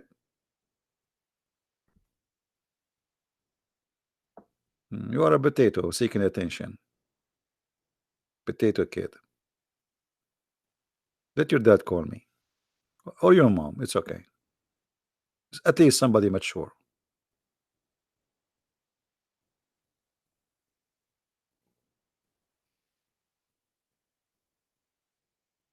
Andrew, where are you going, Andrew? Andrew, you think join our chat is the same as leaving? My friend, my chat is the same as Islam. You get in, you are welcome. You leave, we send you to ISIS. You cannot leave. My chat is the same as Islam. One way. That is why we grow. This is the only way to grow. You get in, you cannot get out.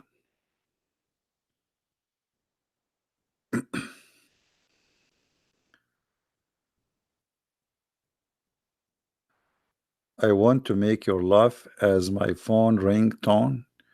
I think Hakuna, you hate your mother-in-law, don't you? And I think you will put that ringtone for the number of your mother-in-law. Do we have any Muslim?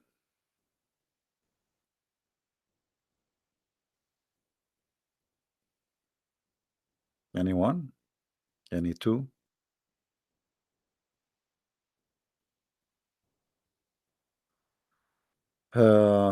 Raja. How are you, Raja? I am your fan since 3 weeks ago. And let us share the comments here so people can see. And where is the comment? It jumped. Where Raja is gone. We can't find Raja. Hold on. 3 weeks ago, I watched your videos. Thank for all you have done, and I am proud to call you as a prince of a Christian. My friend, I am The only thing make me a prince because I am a child of the King of Kings. Humbly, I am no one. But thank you anyway. All right. There's a movie, by the way. It's an old movie. My name is no one. Watch it. It's a comedy.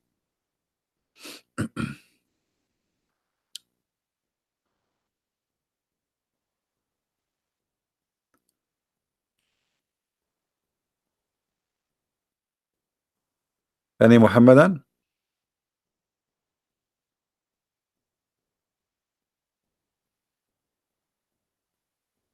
Thank you, guys. Thank you.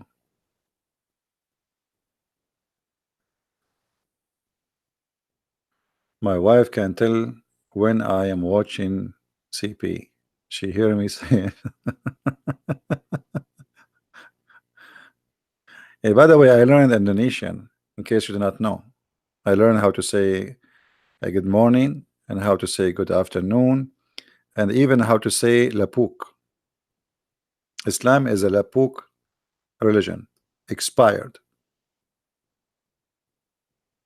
So I'm going to open an Indonesian channel, and the only three words I will say the whole time I'm talking is good morning, good evening, good afternoon, and lapuk. You like it, like it. You don't like it, I don't know what to do.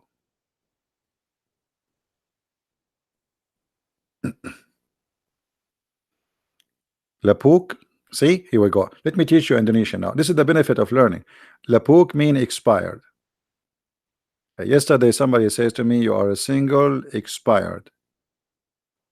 And I think he was saying I'm like Allah, because Allah is single and he's expired.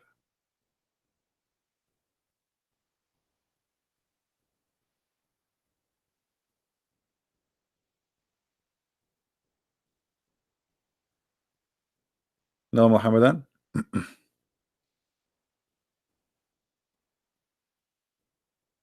Yeah, Bojang Lapuk. Bojang Lapuk. Single expire. I know, what does that mean? Seriously, I mean, what, how how single can be expire? What does that mean? What? So if you are a single, you are expire? What? How you make the in Indonesia, you read it from left to right or from right to left?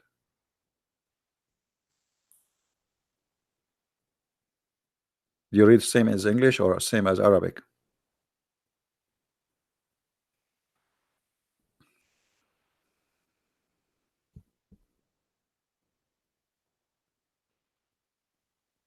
Left to right? Ah, okay. You know, when I start learning English, it was kind of confusing because in Arabic we read it from right to left, and everything is different. As an example, in Arabic, you says the house is beautiful. You know, in English, you say beautiful the house. You know, uh, it's totally different. Everything is the opposite.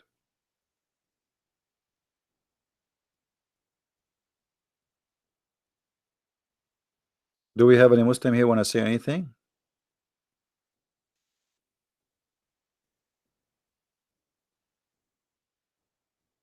And by the way, I think we say, uh,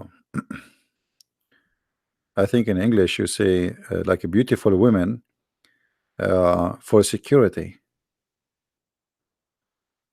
because the woman will is listening, and now by saying a beautiful, she put her nails back. Like the nails are ready.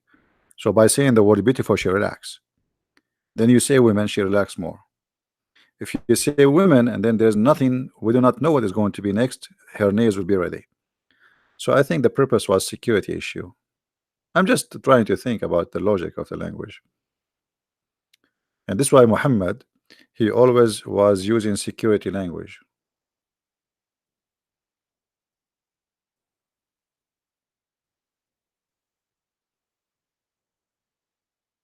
Where is the Muslims today?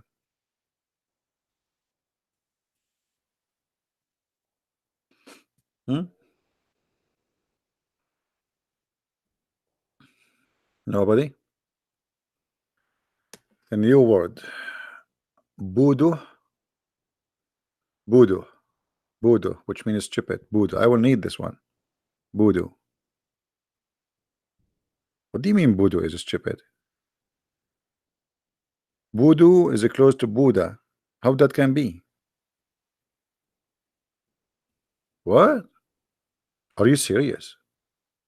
How voodoo can be stupid? What? Man. Voodoo? And now I know where doo-doo is coming from. Like when a child he do doo-doo, like he's doing you say to him doo-doo, doo-doo. It's coming from voodoo. This is stupid. Okay. Voodoo. There's a there's an English song. It's called Voodoo Me, Voodoo. Like what? Voodoo me, Voodoo. Voodoo, voodoo. So we can change this word in the Quran. You remember this the chapter where speaking about supposedly the father of Abraham. So Abraham, he said to his father Azar. So we should take Azar and we say voodoo because Azar mean foolish. No, not voodoo. Say Jason, he have a heavy ears. Jason, change your headset, man. I just bought a headset from Amazon for $10. $10, brother. And I'm going to return them because there's no sound is coming and nothing is working.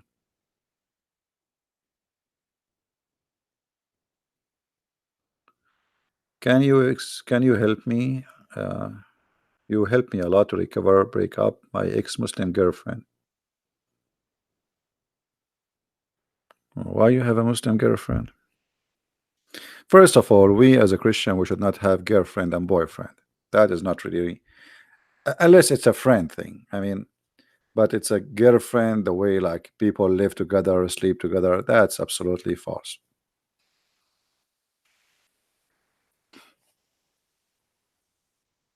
And relationship in such a way, girlfriend and boyfriend, you see, if you have a good intention, life always is about the intention of what you want. So if your intention is just to have fun and to sleep around, I mean, at the end, you are the one who's losing. You might think you are winning, you're having fun, but at the end, you are losing. Because by time, you will lose your ability to love any human being.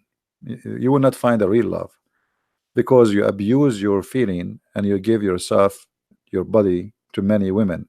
Same for the women.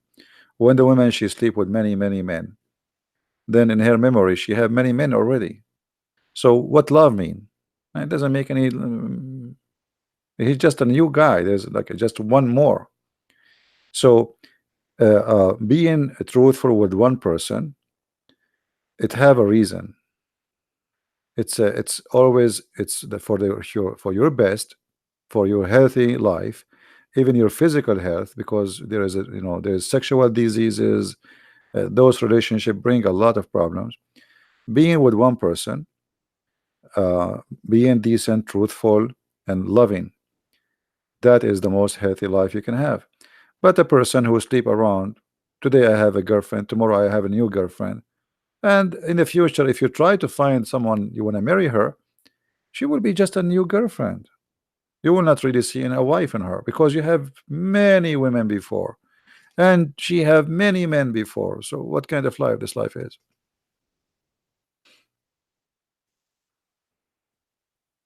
And then when you sleep with all the men who sleep with that women before you, and she sleep with all the women who slept with you before her.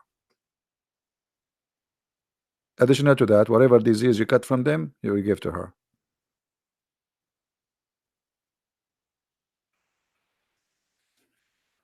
You see, there's birds. When their female die, they don't go to another female. They stay even until they die.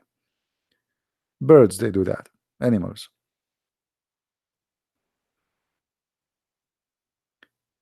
There's some kind of people, the husband he die after a week or two, she is out for dating. as if she lost a puppy.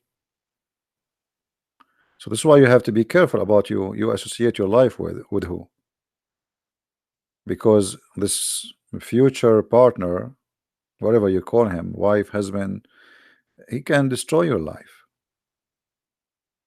Many people destroy their life, literally destroyed, because of a stupid decision they make.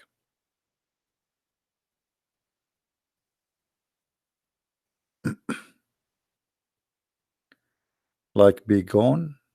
What be gone? I don't know what you mean, my friend.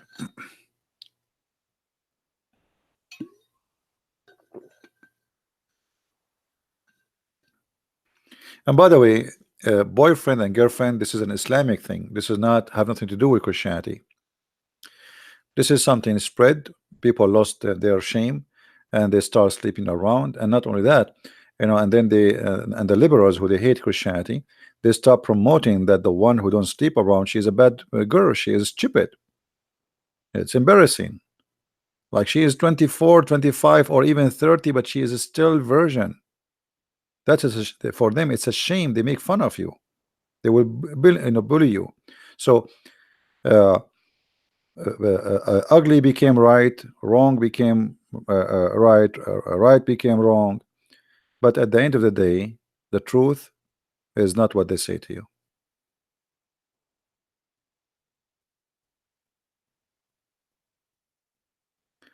More in Tawheed. I don't know what you mean, my friend. In Africa, Tawheed or Tawheed?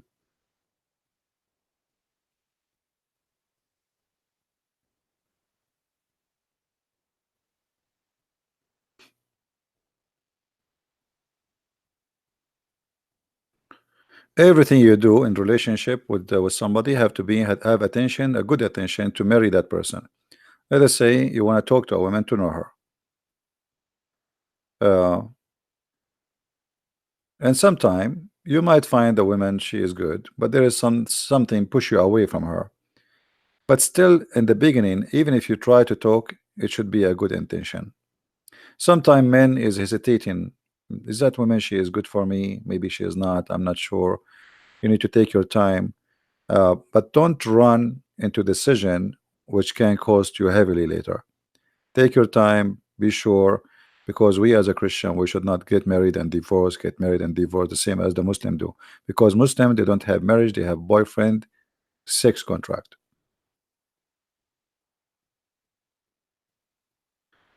Well, the Indonesian book, when it's ready, a friend, you will know. I don't know, people are working it.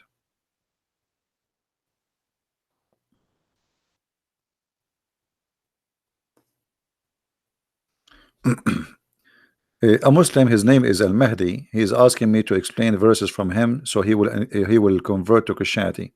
My friend, if you convert to Christianity, I will laugh at who? So it's not for my benefit to convert to Christianity. Why you want to convert to Christianity? Stay as Muhammadan who believe that God will give you endless penis. What's wrong with you? Why you wanna? What's wrong? So you want me to explain for you a verses in the Bible so you convert to Christianity? So what I would do after that? Huh? I'm going to import buy fools from eBay? Come on. Oh boy.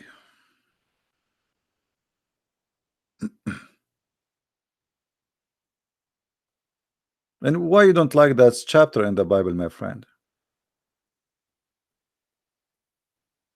Isn't your prophet, you believe in the same? Man baddala dinahu faqtuluhu, the one who changed the religion, kill him. I mean, look at the hypocrisy of the stupid Abdul. Isn't your prophet, he says, the one who changed his religion, kill him? Let me get you busted.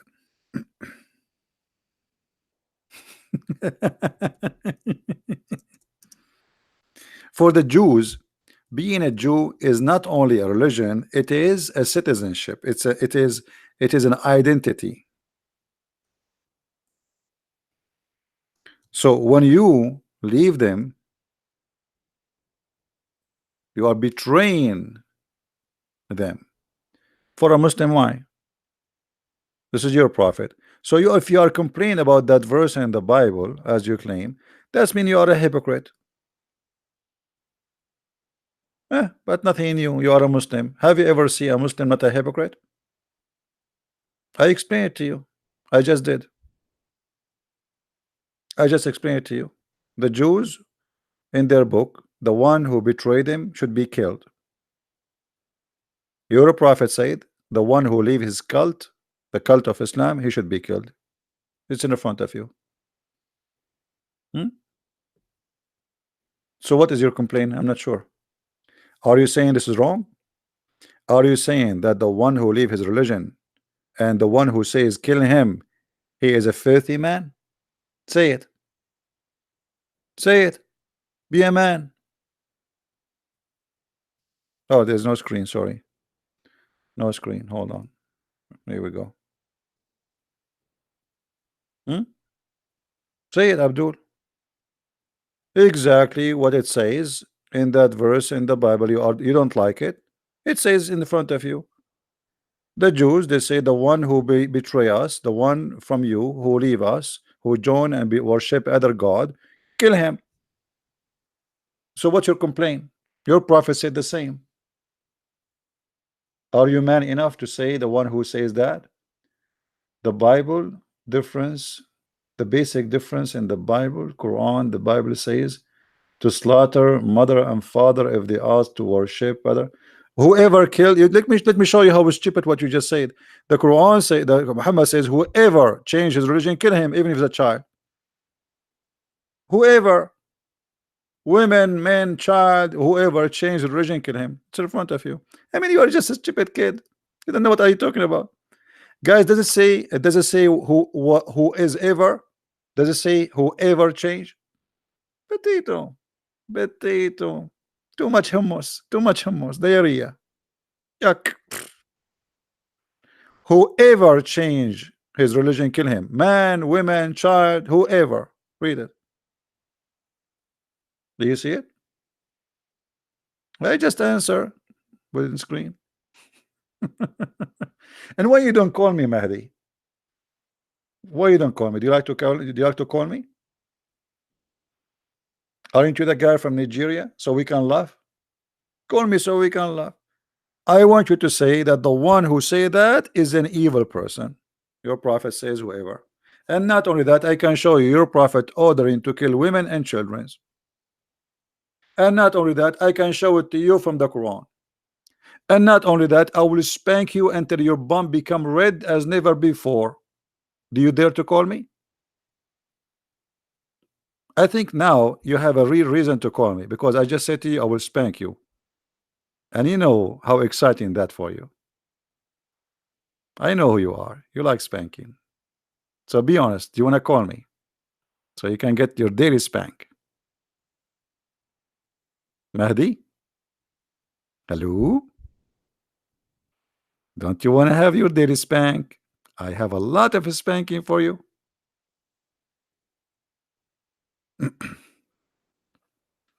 You know, one of the things Muhammad, he said that if somebody is a gay, spank him as a penalty. I mean, if the guy, if you spank him, he's a gay, he will love it. Me, call me Mahdi, call me, and we will talk about the verse in the Bible, and I will show you what is equal from the Quran. Do you dare? But you are a bit. You know what? Let me block you. Let me block you for one purpose: to force you to call me. Get lost. If you are man enough, call me. I have no time for kids. I'm not going to waste my time.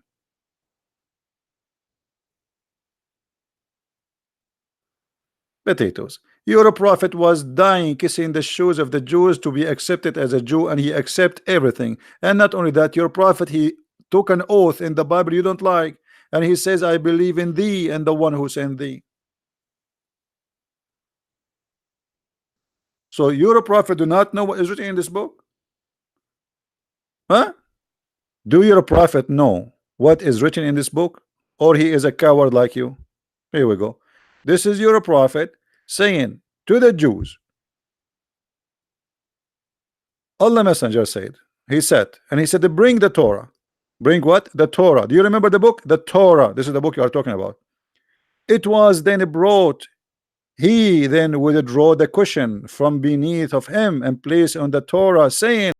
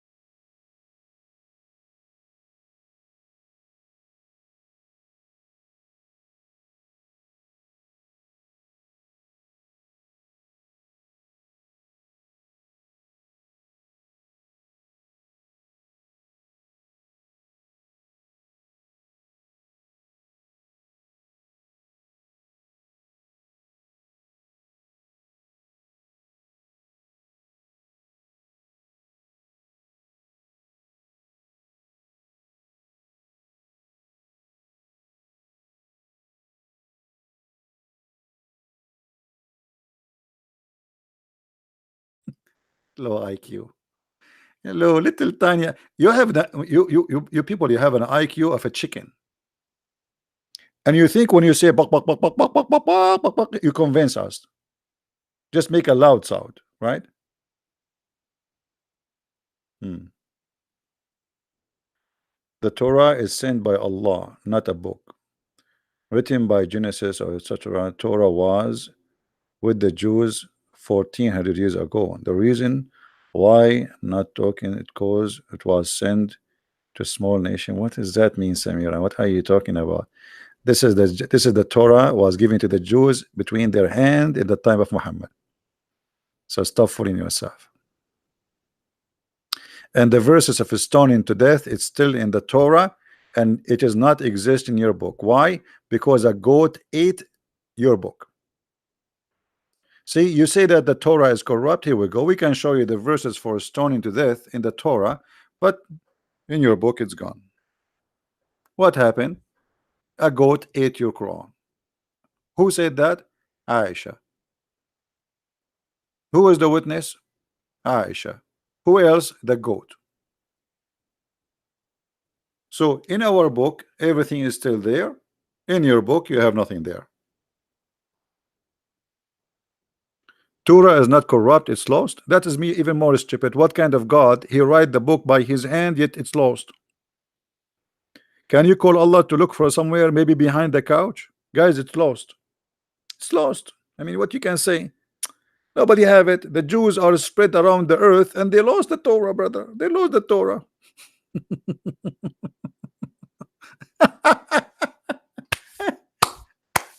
Brother, they lost the Torah, brother.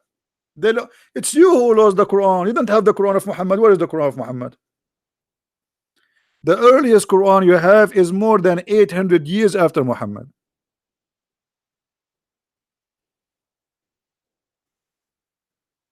Where is the Quran? And until now we are looking for the goat. You know, the goat is wanted, by the way. If anyone have information about this goat, you have a big reward from the government of Saudi Arabia. And you know, there's many people, they are saying it's a gossip, I'm not sure, that the one behind the goat is the Russian, the same what they did in the election in America. The Democrat, they suspect that the goat was sent by the Russian, you know, the Russian hackers. Allah used to transmit the Quran to Hafs. Hafs is a fraud. Hafs is 200 years after Muhammad, and the Muslim Sunni, they say he is a fraud. So you got your Quran from a fraud. Secondly, what kind of God he is waiting for Hafs to bring you the Quran? Where is it? Where is the Quran of Muhammad? Number three, your God said that inna alayna jam'uhu wa qur'anuhu. It is on us to collect the Quran, not to Hafs, who came more than 200 years after Muhammad. Isn't it Allah who promised that he is the one who will collect the Quran? Did Allah collect the Quran? This is why the Muslim did not write the Quran, because Allah, he said he will collect it. Read it. This is your you know, your Quran. You see it? It is for us to collect it and to give it to Muhammad.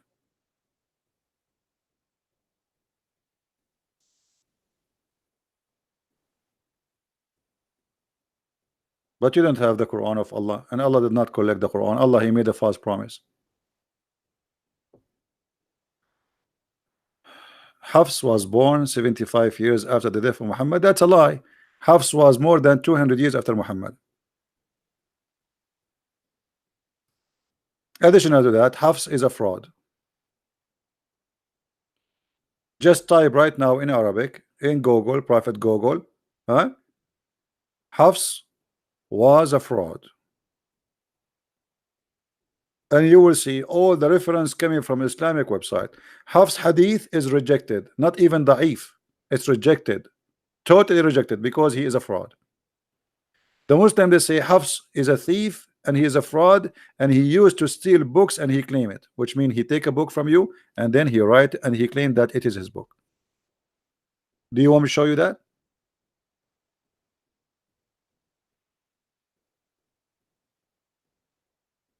Do you want me to show you that? And Hafs, he took the Quran from his stepfather. Who is a stepfather? Asim. Asim was a fraud too. Do you want me to show you the reference? Okay, Samira, what about you? Give me the reference that Hafs was born 75 years after Muhammad. What do you think, guys? Let us see that. So we can laugh together. You said 70 or 75? Okay, show me 75. Show us the 75.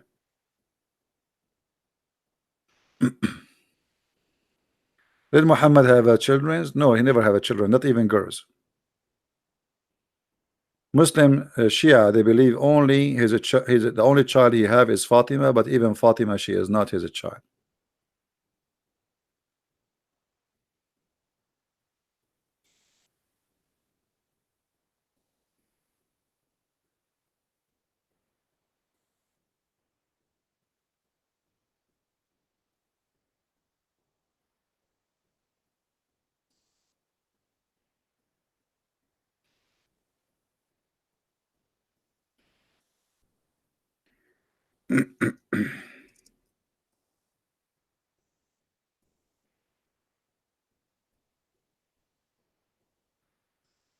If we go right now and we do a little search in private Google, let us do that.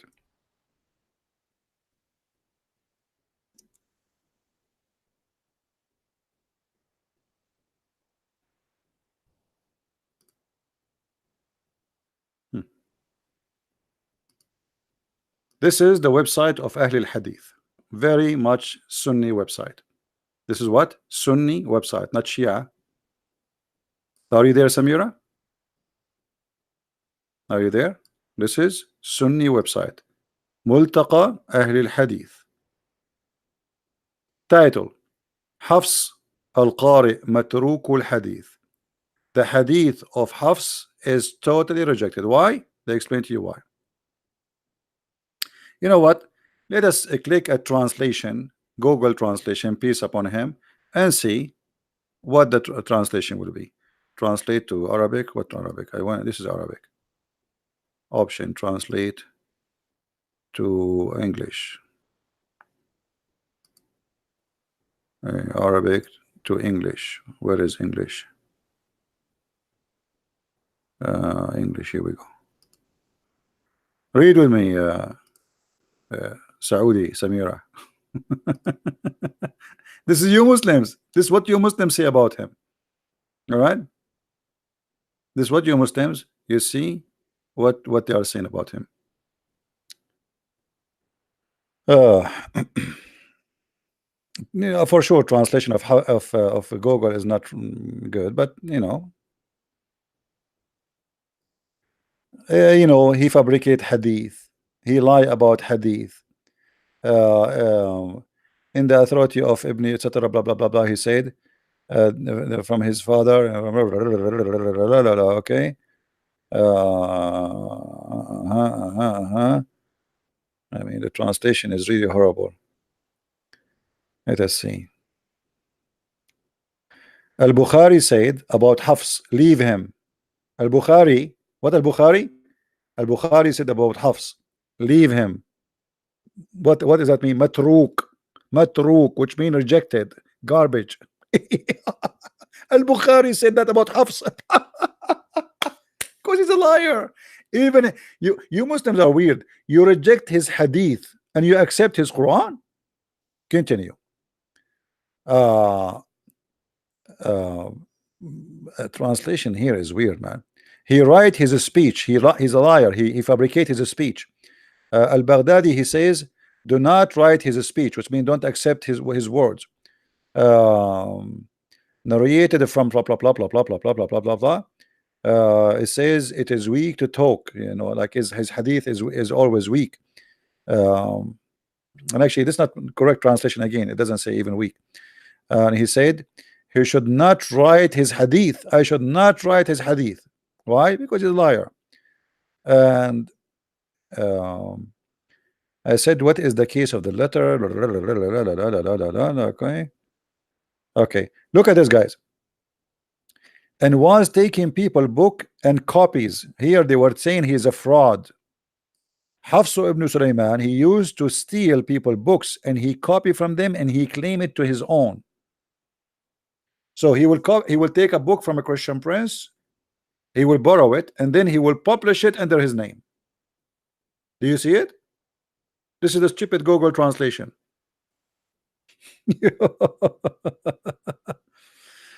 So all those references, and look, Abu Bakr said, and he was a liar. He's what? He's a liar. This is Hafs, the one you get the Quran from him, and this is what you Muslim Sunni say about him. You Muslim Sunni, you say he is a liar. What a shame. What is that, man? Can I give you proof? Yeah, sure, you can give me proof, Mr. Muslim Prince. A Muslim Prince want to give me a proof that Allah preserved the Quran. Yeah, right. Here we go. I have a proof here. The goat ate the Quran. What your God was able to do about it? What about this proof in front of us, Mr. Muslim Prince? Are you going to accuse Aisha that she's a liar?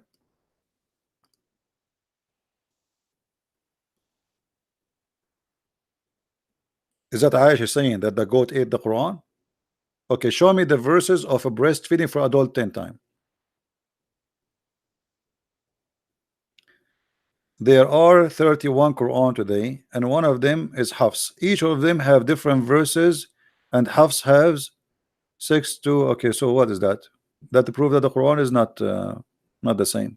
Same time, even the Muslims in the interpretation, they explain that there's many verses are corrupt.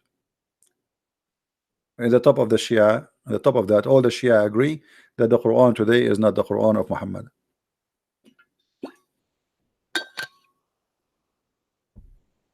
Let us not to waste time. Show me the verses. As long the Quran is preserved, show me the verse of a breastfeeding for adult. Recite it for me.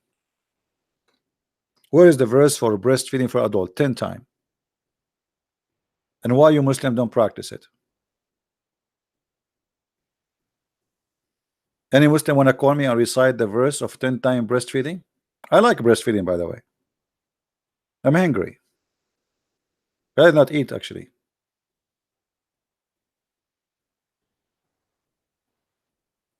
And by the way, I don't talk much about the Quran corrupt, because how you can corrupt the corrupt? There's nothing is called. This is a corrupt, stupid cult.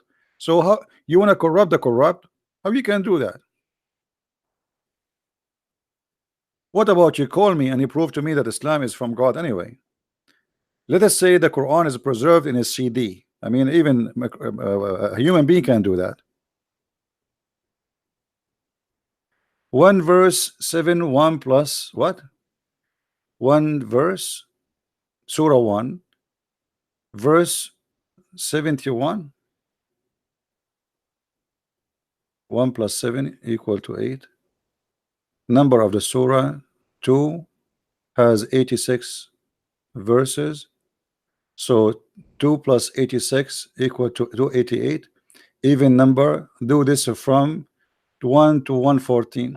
You see, this is very stupid of you, my friend. First of all, the one verse is not the chapter. The first chapter in the Quran is not the first chapter. Secondly, it's based on who you decide which one you divide the number with. Like, who is the one who told you to do like 1 plus 7 is 8, and that is the number will do for everybody. The chapter of Al-Fatiha is not the first chapter in the Quran. The first chapter in the Quran is 96. So look how Muslims, they come with silly, they try to prove to us silly stupid things. I can play the same game. And by the way, if we do calculate the numbers, you will see that you are being stupid, because the middle of the Quran is not 57. I mean, you Muslims, you have a problem, guys. How we can have 157 the middle of the Quran? It's not even number. Let me explain to you. Just to show you. Let me draw something for you to show you how how silly, even when they try to prove to us something. I will draw a line.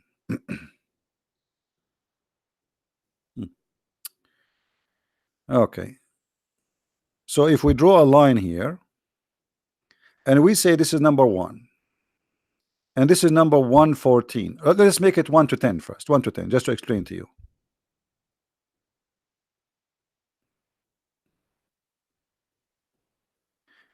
And here we have number 5. 5 is not the middle. 5 itself is not the middle. Why? Because the number next to it is 5 too. To make it simple for you, if we start counting from here, 1 2 3 4 5 6 7 8 9 10. However, in the other side we have the same numbers, so the middle is going to be between, not on 5. And we are talking about what? 114. 57 is the middle. That is impossible. Are you guys getting my point? To make it more simple, hold on, because some people maybe they are slow. If we have 10 cars, we have 10 cars. Let us make 10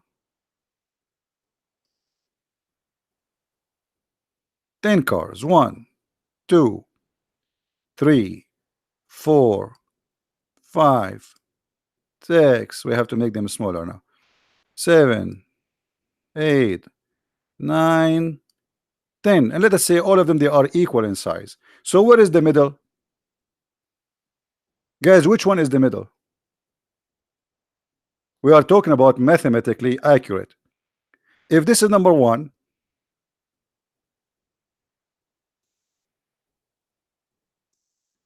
this is 1. Hold on. This is 2.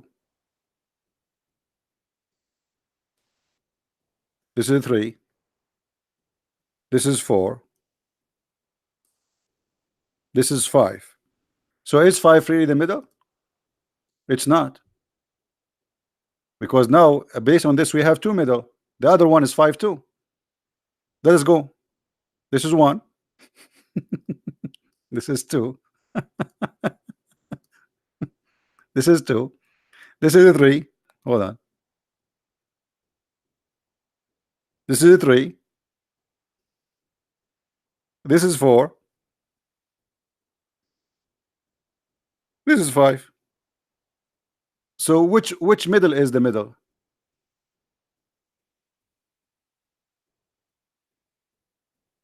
Guys, you understand? How this can be the middle? We have 2 5. Which one of them is the middle? So when you assume that the 57 is the middle, that is stupid of you. The middle is something between the 2 5 here. That is the middle.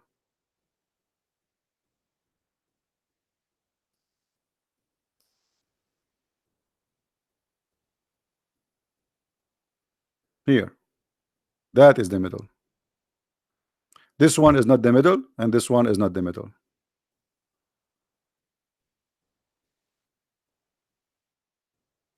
The middle is 5.5.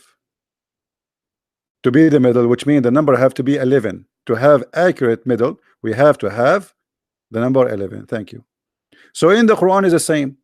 As long we have it from both sides, that can be accurate if the Quran is not 114 and if it is not 57, which means if it is 59, and then we can say in the middle of both of them there is a verse, it's the middle.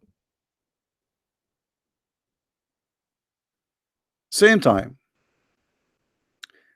Umar ibn Khattab, he says the Quran was 1,025,000 letter. How many letter we have today left? Can you tell me, Muslim Prince?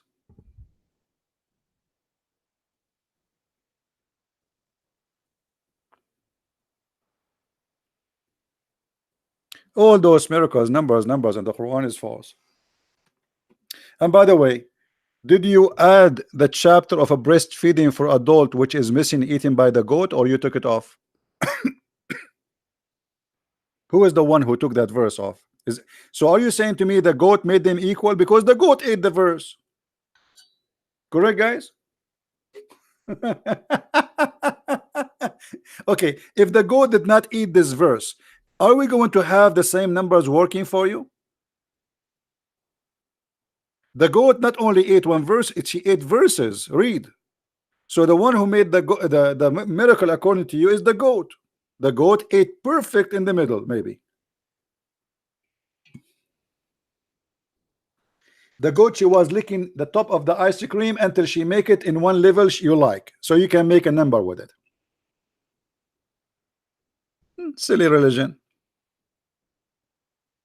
Trying to find a proof about Islam by numbers, but that will not work. What about your prophet saying the sperm stay inside the woman for 50 days? What about this number miracle?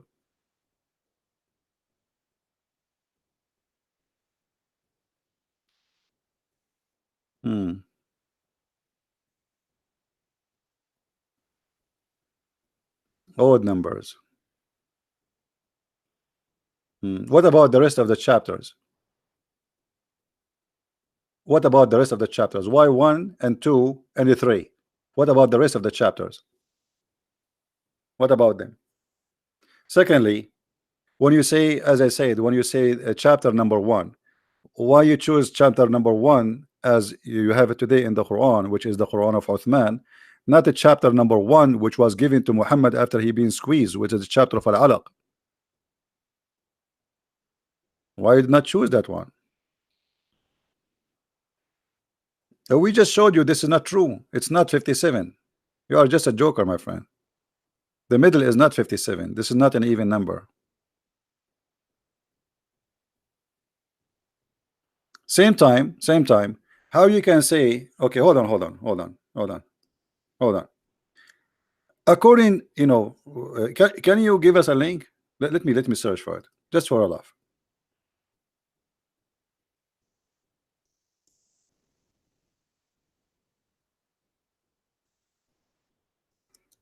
Just to show you how stupid this cult is.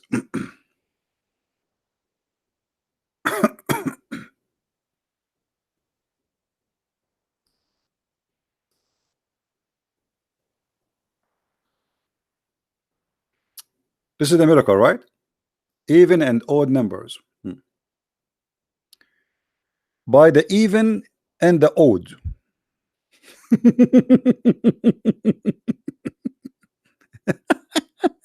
Allah swear by the even and the odd.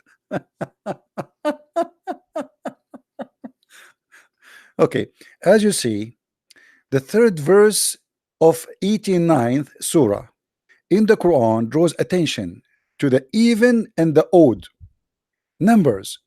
The word wa in the Quran is used to emphasize the word that succeeded, okay, when it was used in the beginning of the sentence. We translated the word wa as by. Let me show you here how we get them busted right away. Guys, does it say here that the word, the letter wa is a word? If you go right now and I show you in the Muslim website how they calculated the number 19, you will see they don't even calculate the letter wa. They did not calculate it as a letter, they don't calculate it as a word. Here suddenly it became a word, just to make numbers work. Do you see it? Hypocrite, liars. Then it says in the figure example, the surah of etc. chapter 1 7, the one sub set surah and 7, and the surah of the cow 286 and 2 surah 86 286 verses. In the table below we got number 8. Since the number 8 is even number, we write it in the place reserved for even numbers, and we added a 3. Why you are adding 3? I mean, who is the one who come with this calculation to add a 3? Trinity? And 200. Why you 200? Why 3 and 200? You see, those games we can play as much as we want, so we can come with the calculation and sweet us. Who is the one who told you to add a 3 and 200? How you can add them and why? So is an even number, brother. We write it on the place reserve for even numbers, and we added a 3 and 200, the surah number and the number of the verse of the surah, the family of Umran. Okay, why you choose this one? Why you choose this one exactly? And then we got the number 203. As this number is an odd number, we will write it in the place their odd number, and we will do the same operation for all other surahs and verses of the Quran, as we will see in the table below. So look what they did. We try our best to come with the calculation, and we choose numbers to make and divide, and we add as we wish.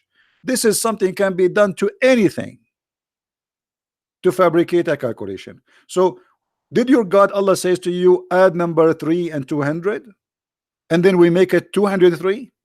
Where do you get this from? So you have to add numbers to fabricate a calculation to make it look like a miracle. As simple as that. Secondly, the Quran we have today is not what Muhammad he gave you. This is the Quran of Uthman. So if the calculation fit with the Quran of Uthman, according to you, that's mean Uthman is God, because Uthman is the one who made it for you. Very desperate, trying to find a miracle. Very desperate. The total surah number in the Quran is 6,555. Okay. The total, guys, remember carefully. The total surah numbers of the Quran is 6,555. I want to go there. I hope they are counting the words. If there's a place for the words, where is the words? We can show the probability of having such a table containing 114 surahs and 6,236 verses as below. Okay. Does it say anywhere how many words?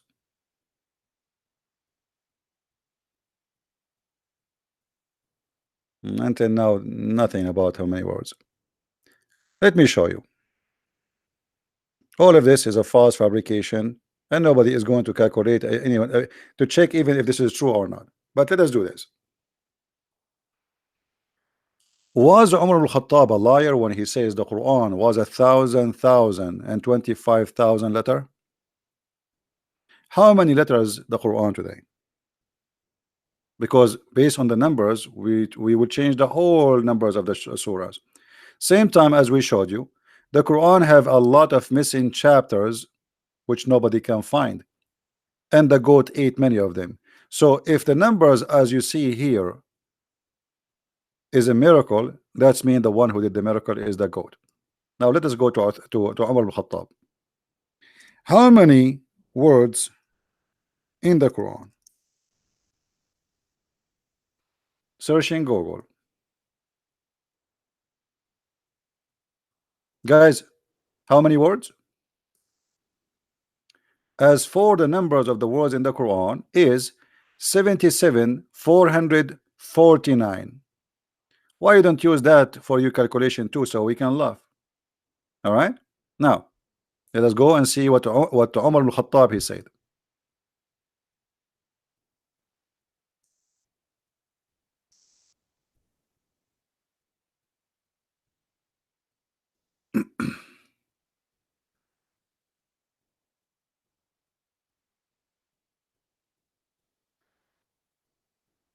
And this is, remember, this is Umar al-Khattab, not anyone. This is not Shia. This is not, you know.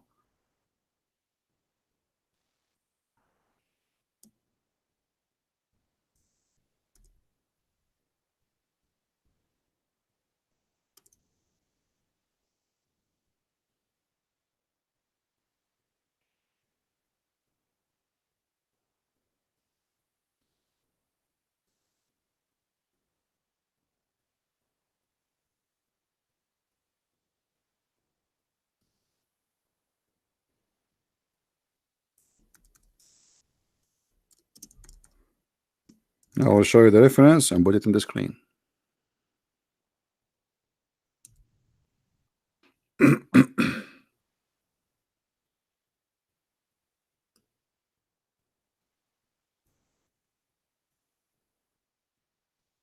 Why you don't call me Prince, so we can read for us, just for fun, you know. Better than me trying to prove to you without people hearing your voice.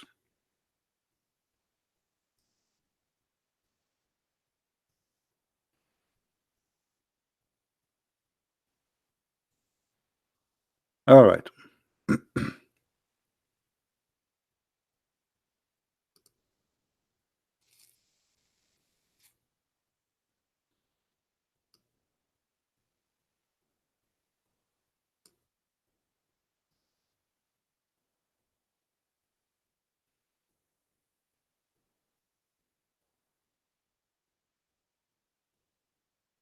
I think even we found it in English. Hold on.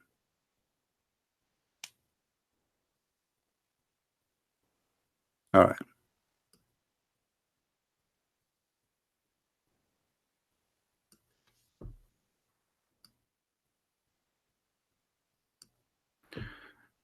Let us see. Read carefully with me. It's reported. It's reported. Let's see. Where is the one about Umar? ألف حرف.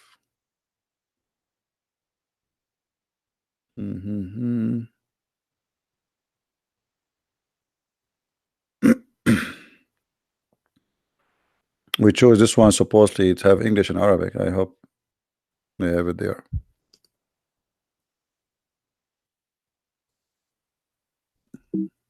Oops.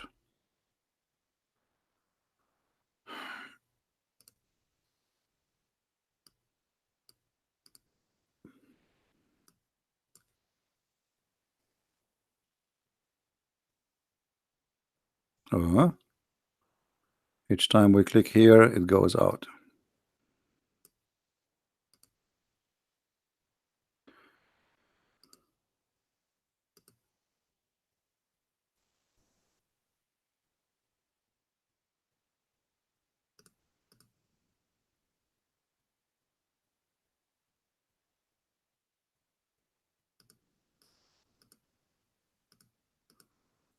I'm just trying to find the reference. Okay, looks like this hadith here does not have it. Give me a second.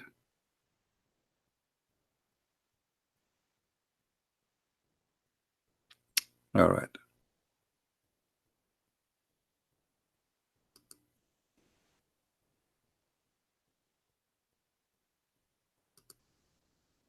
All right. This is the book of Kanz al-Ummal. Al-Quran ألف حرف و27 ألف حرف. In this hadith, it is 1,027,000 letter. And the one who read it, all right, Allah will give him for every letter a virgin to have sex with. Are you there, Muslim? Are you there? Let us translate the reference so people will see that we are not making things up.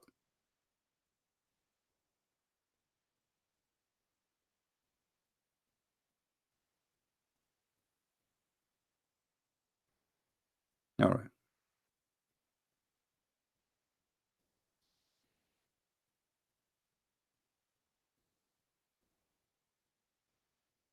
The Quran is 1,000 letter and 27,000 letter.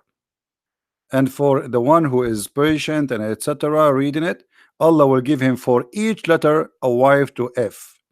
Are you there, Muslim guy? Muslim prince? So how you calculate for me a Quran which is 90% of it is missing? Because if we have 75,000 letter of the Quran today, but the Quran was more than 1,027,000 letter.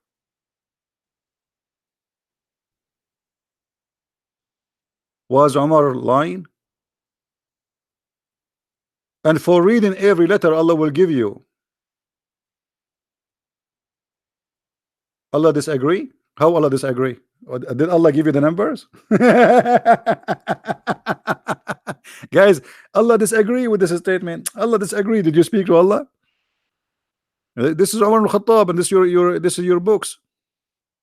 So I mean, I feel sorry for the Muslims. They try their best, trying to fabricate stories to make their book look as it is accurate. Secondly, let us say that those numbers are exist. Still, the Quran is a stupid book. What kind of God he said the sperm coming from the backbone? What does that mean? What kind of God he says the sperm coming from the ribs of the women? What kind of God he said that the sperm transform into a congealed dead blood? What kind of God he said that the earth is a flat and Allah he placed the mountains in the top of the earth? What kind of God he said the sun set in murky water? So look at the stupid try. They try to cover the shame of the Quran and the stupidity of the Quran. They start playing with numbers, trying to make a calculation. Nobody will follow after it unless you are good in mathematics. And I'm sure you will find that it's a lie. The same as I did with number 19. But the Quran itself is a book of shame and stupidity.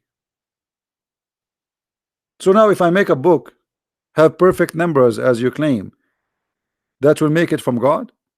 What if it's from Satan? And all the numbers you gave me is not true. All of them. Because look, you start saying I'm going to add this to that, and then I will divide this to that. Why you don't divide something else to that? So you start trying to come with the formula which make it look like as you wish. But that formula is a lie.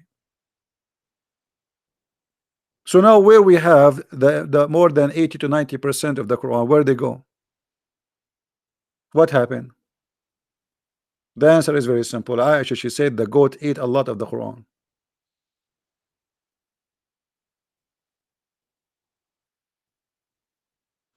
The same lies they say as the numbers of women in the Quran. The Quran says there is etc. women, etc. men. The Quran says etc. Death, etc. life. We calculate the numbers, we find all of them they lie.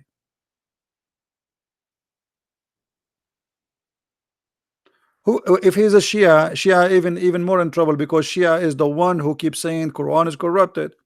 Not a single Shia accept the Quran today. So how he's a Shia, but he don't believe in this? So if he say to me, I don't believe in Umar al-Khattab, well then he have to believe in the Shia, and all the Shia agree that the true Quran is taken by Al-Mahdi.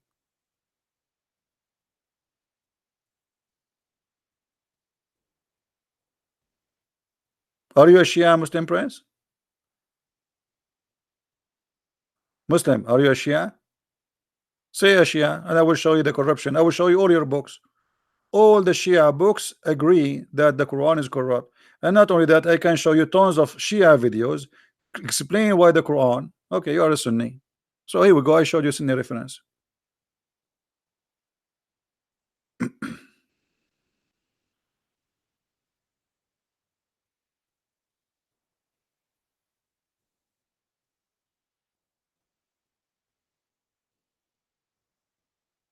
Okay, where is the chapter of Ar-Rajm? Did you calculate the number of Ar-Rajm? Here we go. We have here at least 2 chapters are missing. The one for breastfeeding and the one for Ar-Rajm.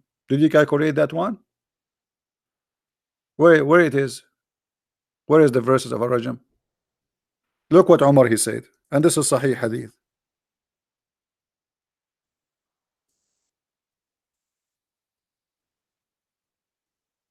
Do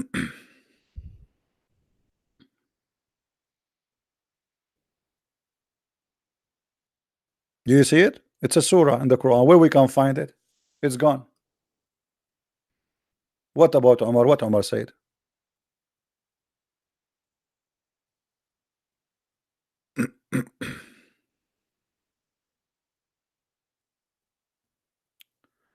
Read with me. Umar said, I am afraid that after a long time has passed, people may say, we do not find the verses of Ar-Rajm. Guys, did he say verses? Did he say verses?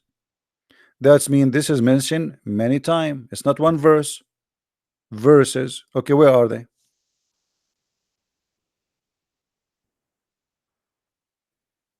How you can make this funny calculation and there is missing verses according to you? And Omar is worried. Why he's worried? But we will not find it. Why we will not find it? This is in the time of Omar. This is not 10 centuries after Muhammad. In the time of Omar, it is missing. What is missing? Verses.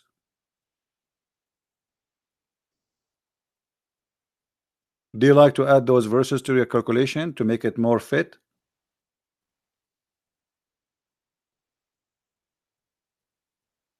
Okay, guys, this is a proof that Allah is a false God, because if Allah, he said he will preserve it, and then we find you Muslims saying the goat ate the Quran. Omar, he says the Quran was more than 1,027,000 letter, and here he's saying there is verses is missing. That's mean Allah is a liar, because Allah, he said he will preserve it, but he did not do anything. What Allah did? How Allah he preserve it? Allah, he said, Inna alayna jam'uhu wa Qur'anuhu. It is on us to collect the Quran and to recite the Quran. He did not recite the Quran, neither he collect the Quran. So Allah is a liar. From what you just said, you prove to us that Islam is a false cult. How Allah, he says he will preserve it, and here we have verses are missing.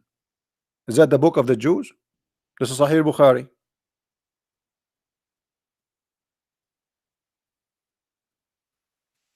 Do you like to add those verses to your calculation, Mr. Muslim Prince? Maybe that will make additional miracle now. And as you see, it says verses, not the verse. Verses. Add to that the verses for breastfeeding for adult 10 times. Add to that the verses for 5 times breastfeeding. Add to that, add to that, add to that. We do not know what is missing. So what we will do now? Allah, he preserved the Quran, but as you see, it's not. You are just a stupid idiot. You repeat the same thing. We got you busted already. And adding numbers to make a calculation, that's stupid to try even to.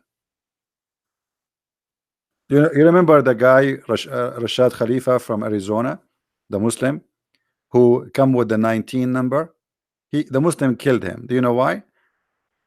Because he took a lot of verses out of the Quran to make his calculation work, and actually his calculation is a lie. I get him busted in 2 seconds.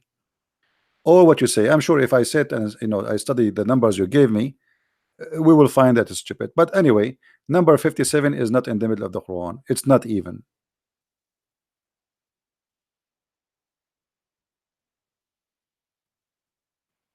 And I don't care about your numbers too. Why Allah did not mention to you the numbers? Did Allah says the numbers? Did Allah says add 2 to 3?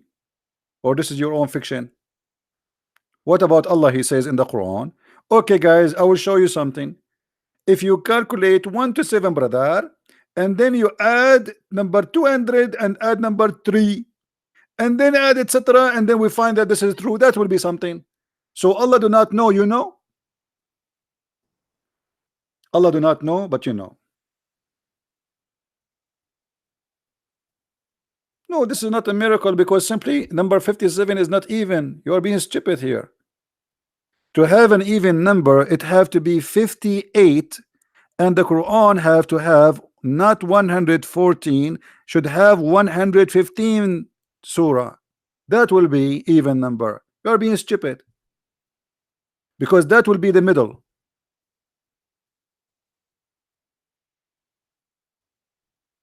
The middle of the Quran.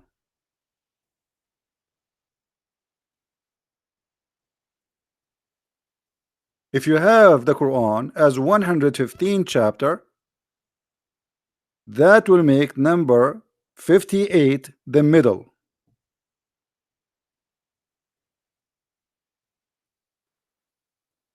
In the same time, who is the one who made the Quran 114 chapter? Can you give me his name? According to the Quran of Ibn Mas'ud, there is no chapter of Al-Fatiha. Is that correct, Muslim? Muslim, is that correct? Is it true in the Quran of Ibn Mas'ud there is no Al-Fatiha?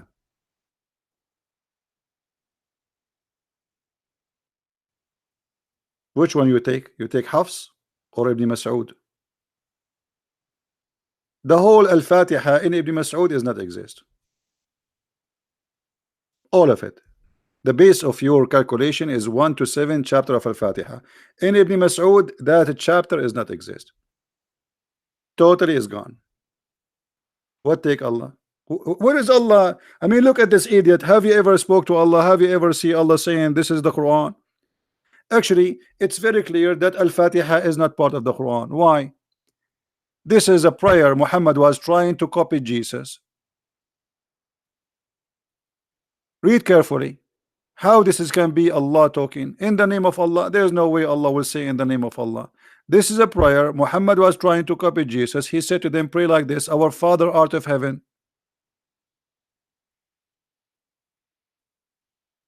This is Al-Fatiha of the Christians. Muhammad was trying to copy them. This is why Ibn Mas'ud did not add it in the Quran, for this is nothing but a prayer Muhammad he was teaching the Muslims to say it.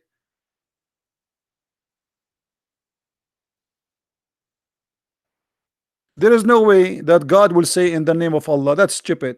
There's no way that God will say praise be to Allah. That will be stupid. There's no way that God will repeat himself twice, saying the beneficent, the most merciful, he again in the verse number 3. There's no way it says Allah will say the honor of the and the resurrection day. There's no way Allah will say you alone we worship. Allah saying you alone we worship. This is a prayer made by Muhammad trying to resemble Our Father art of heaven, the prayer which Jesus taught us. The Christian they have a prayer, the Jews they have a prayer, Muhammad they have to come with a prayer, and he made it. This is why it's not exist in the Quran.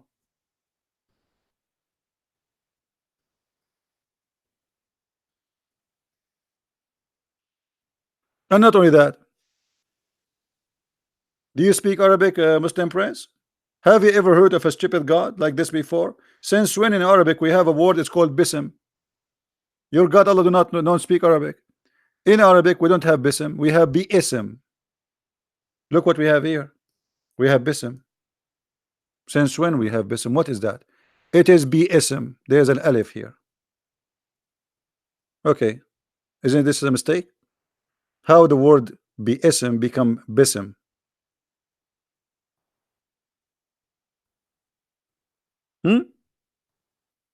I will tell you why. The Muslim they took it off because it's going to be easier to sing it. You Muslims, you corrupt your book, because if you take a letter from the words of God, you corrupt. Who allow you to take that letter off? Guys, do you see? He just said that we took it off because it's easier to memorize. So you play with the word of your God so you can memorize it. So Allah he did not do good job. We fix him. We fix Allah words because it's hard to say bi-ism. We say bism. We fix Allah to Allah is an idiot. He make it hard for us. Same time, Mr.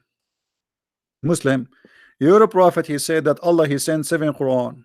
Can you name them for me? Is all the Quran, the 7 Quran, they have 114 chapters? No. And we gave you example Ibn Mas'ud. You have 113.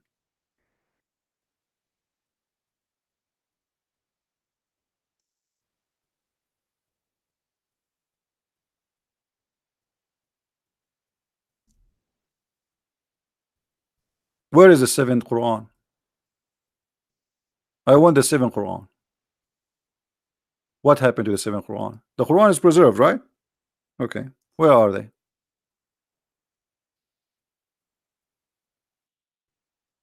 Can you give me the 7th Quran? Do you have a website have the 7th Quran, Muslim Prince? Where are the 7th Quran?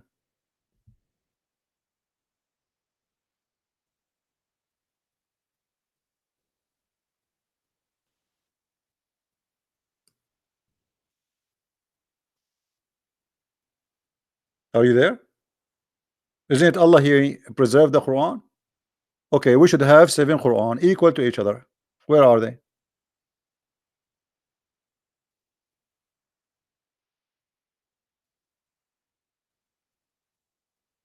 Where are you, Mr. Numbers? We should have 7 Quran. All of them have the same equal numbers. Correct, guys? Because this is a miracle.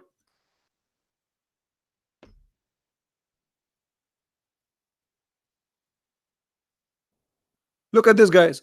I mean, look at this stupidity, guys. Look at this. Look at this. Muslim, I'm not trying to insult you, but this is stupid of you to say. Guys, look at this. He just admitted that Muhammad, he kept asking for 7 Quran, so Allah revealed it. But after Muhammad death, Abu Bakr kept only 1 Quran. So why you say to us the Quran is preserved? Allah gave you 7, you destroy 6. Who gave you authority? If Muhammad asked for 7, that's mean there is 7 is needed. Who is Abu Bakr to destroy 7 Quran? Let me take a snapshot of this.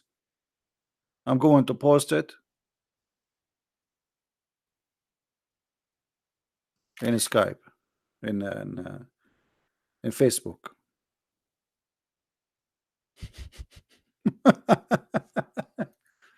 So you are looking after numbers, and you have 6 books are gone, and you have only 1 left. There's only 1 Quran. No, you just said Allah he sent him 7 Quran. What do you mean there's only 1? And you know, what do you mean your prophet he keep asking for more Quran? I mean, how stupid that if your prophet says that my people are not capable of doing it, that's mean the 7 Quran is needed. Read it carefully. Muhammad he says my people are not capable of doing it. That's why he keep asking for more Quran. My people, do you see it? Why they're not capable? Because they are stupid, supposedly, according to him. He knew what kind of people they will follow him. Yeah, he keep begging. Okay, guys, he keep bargaining and begging for it. Why? And why Allah agree? Is that a bazaar? Is your prophet buying hummus? This is the book of God. Allah he sent you 7 books. Who are you to destroy them? And which one of them you like? You keep which one? This one you kept? Who make decision to destroy 6 and to keep 1? Who is the one who gave you authority?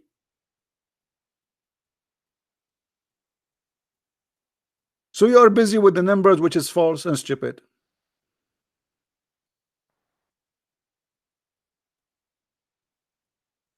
If Muhammad he says my people are not capable of doing it, that's mean those books are needed.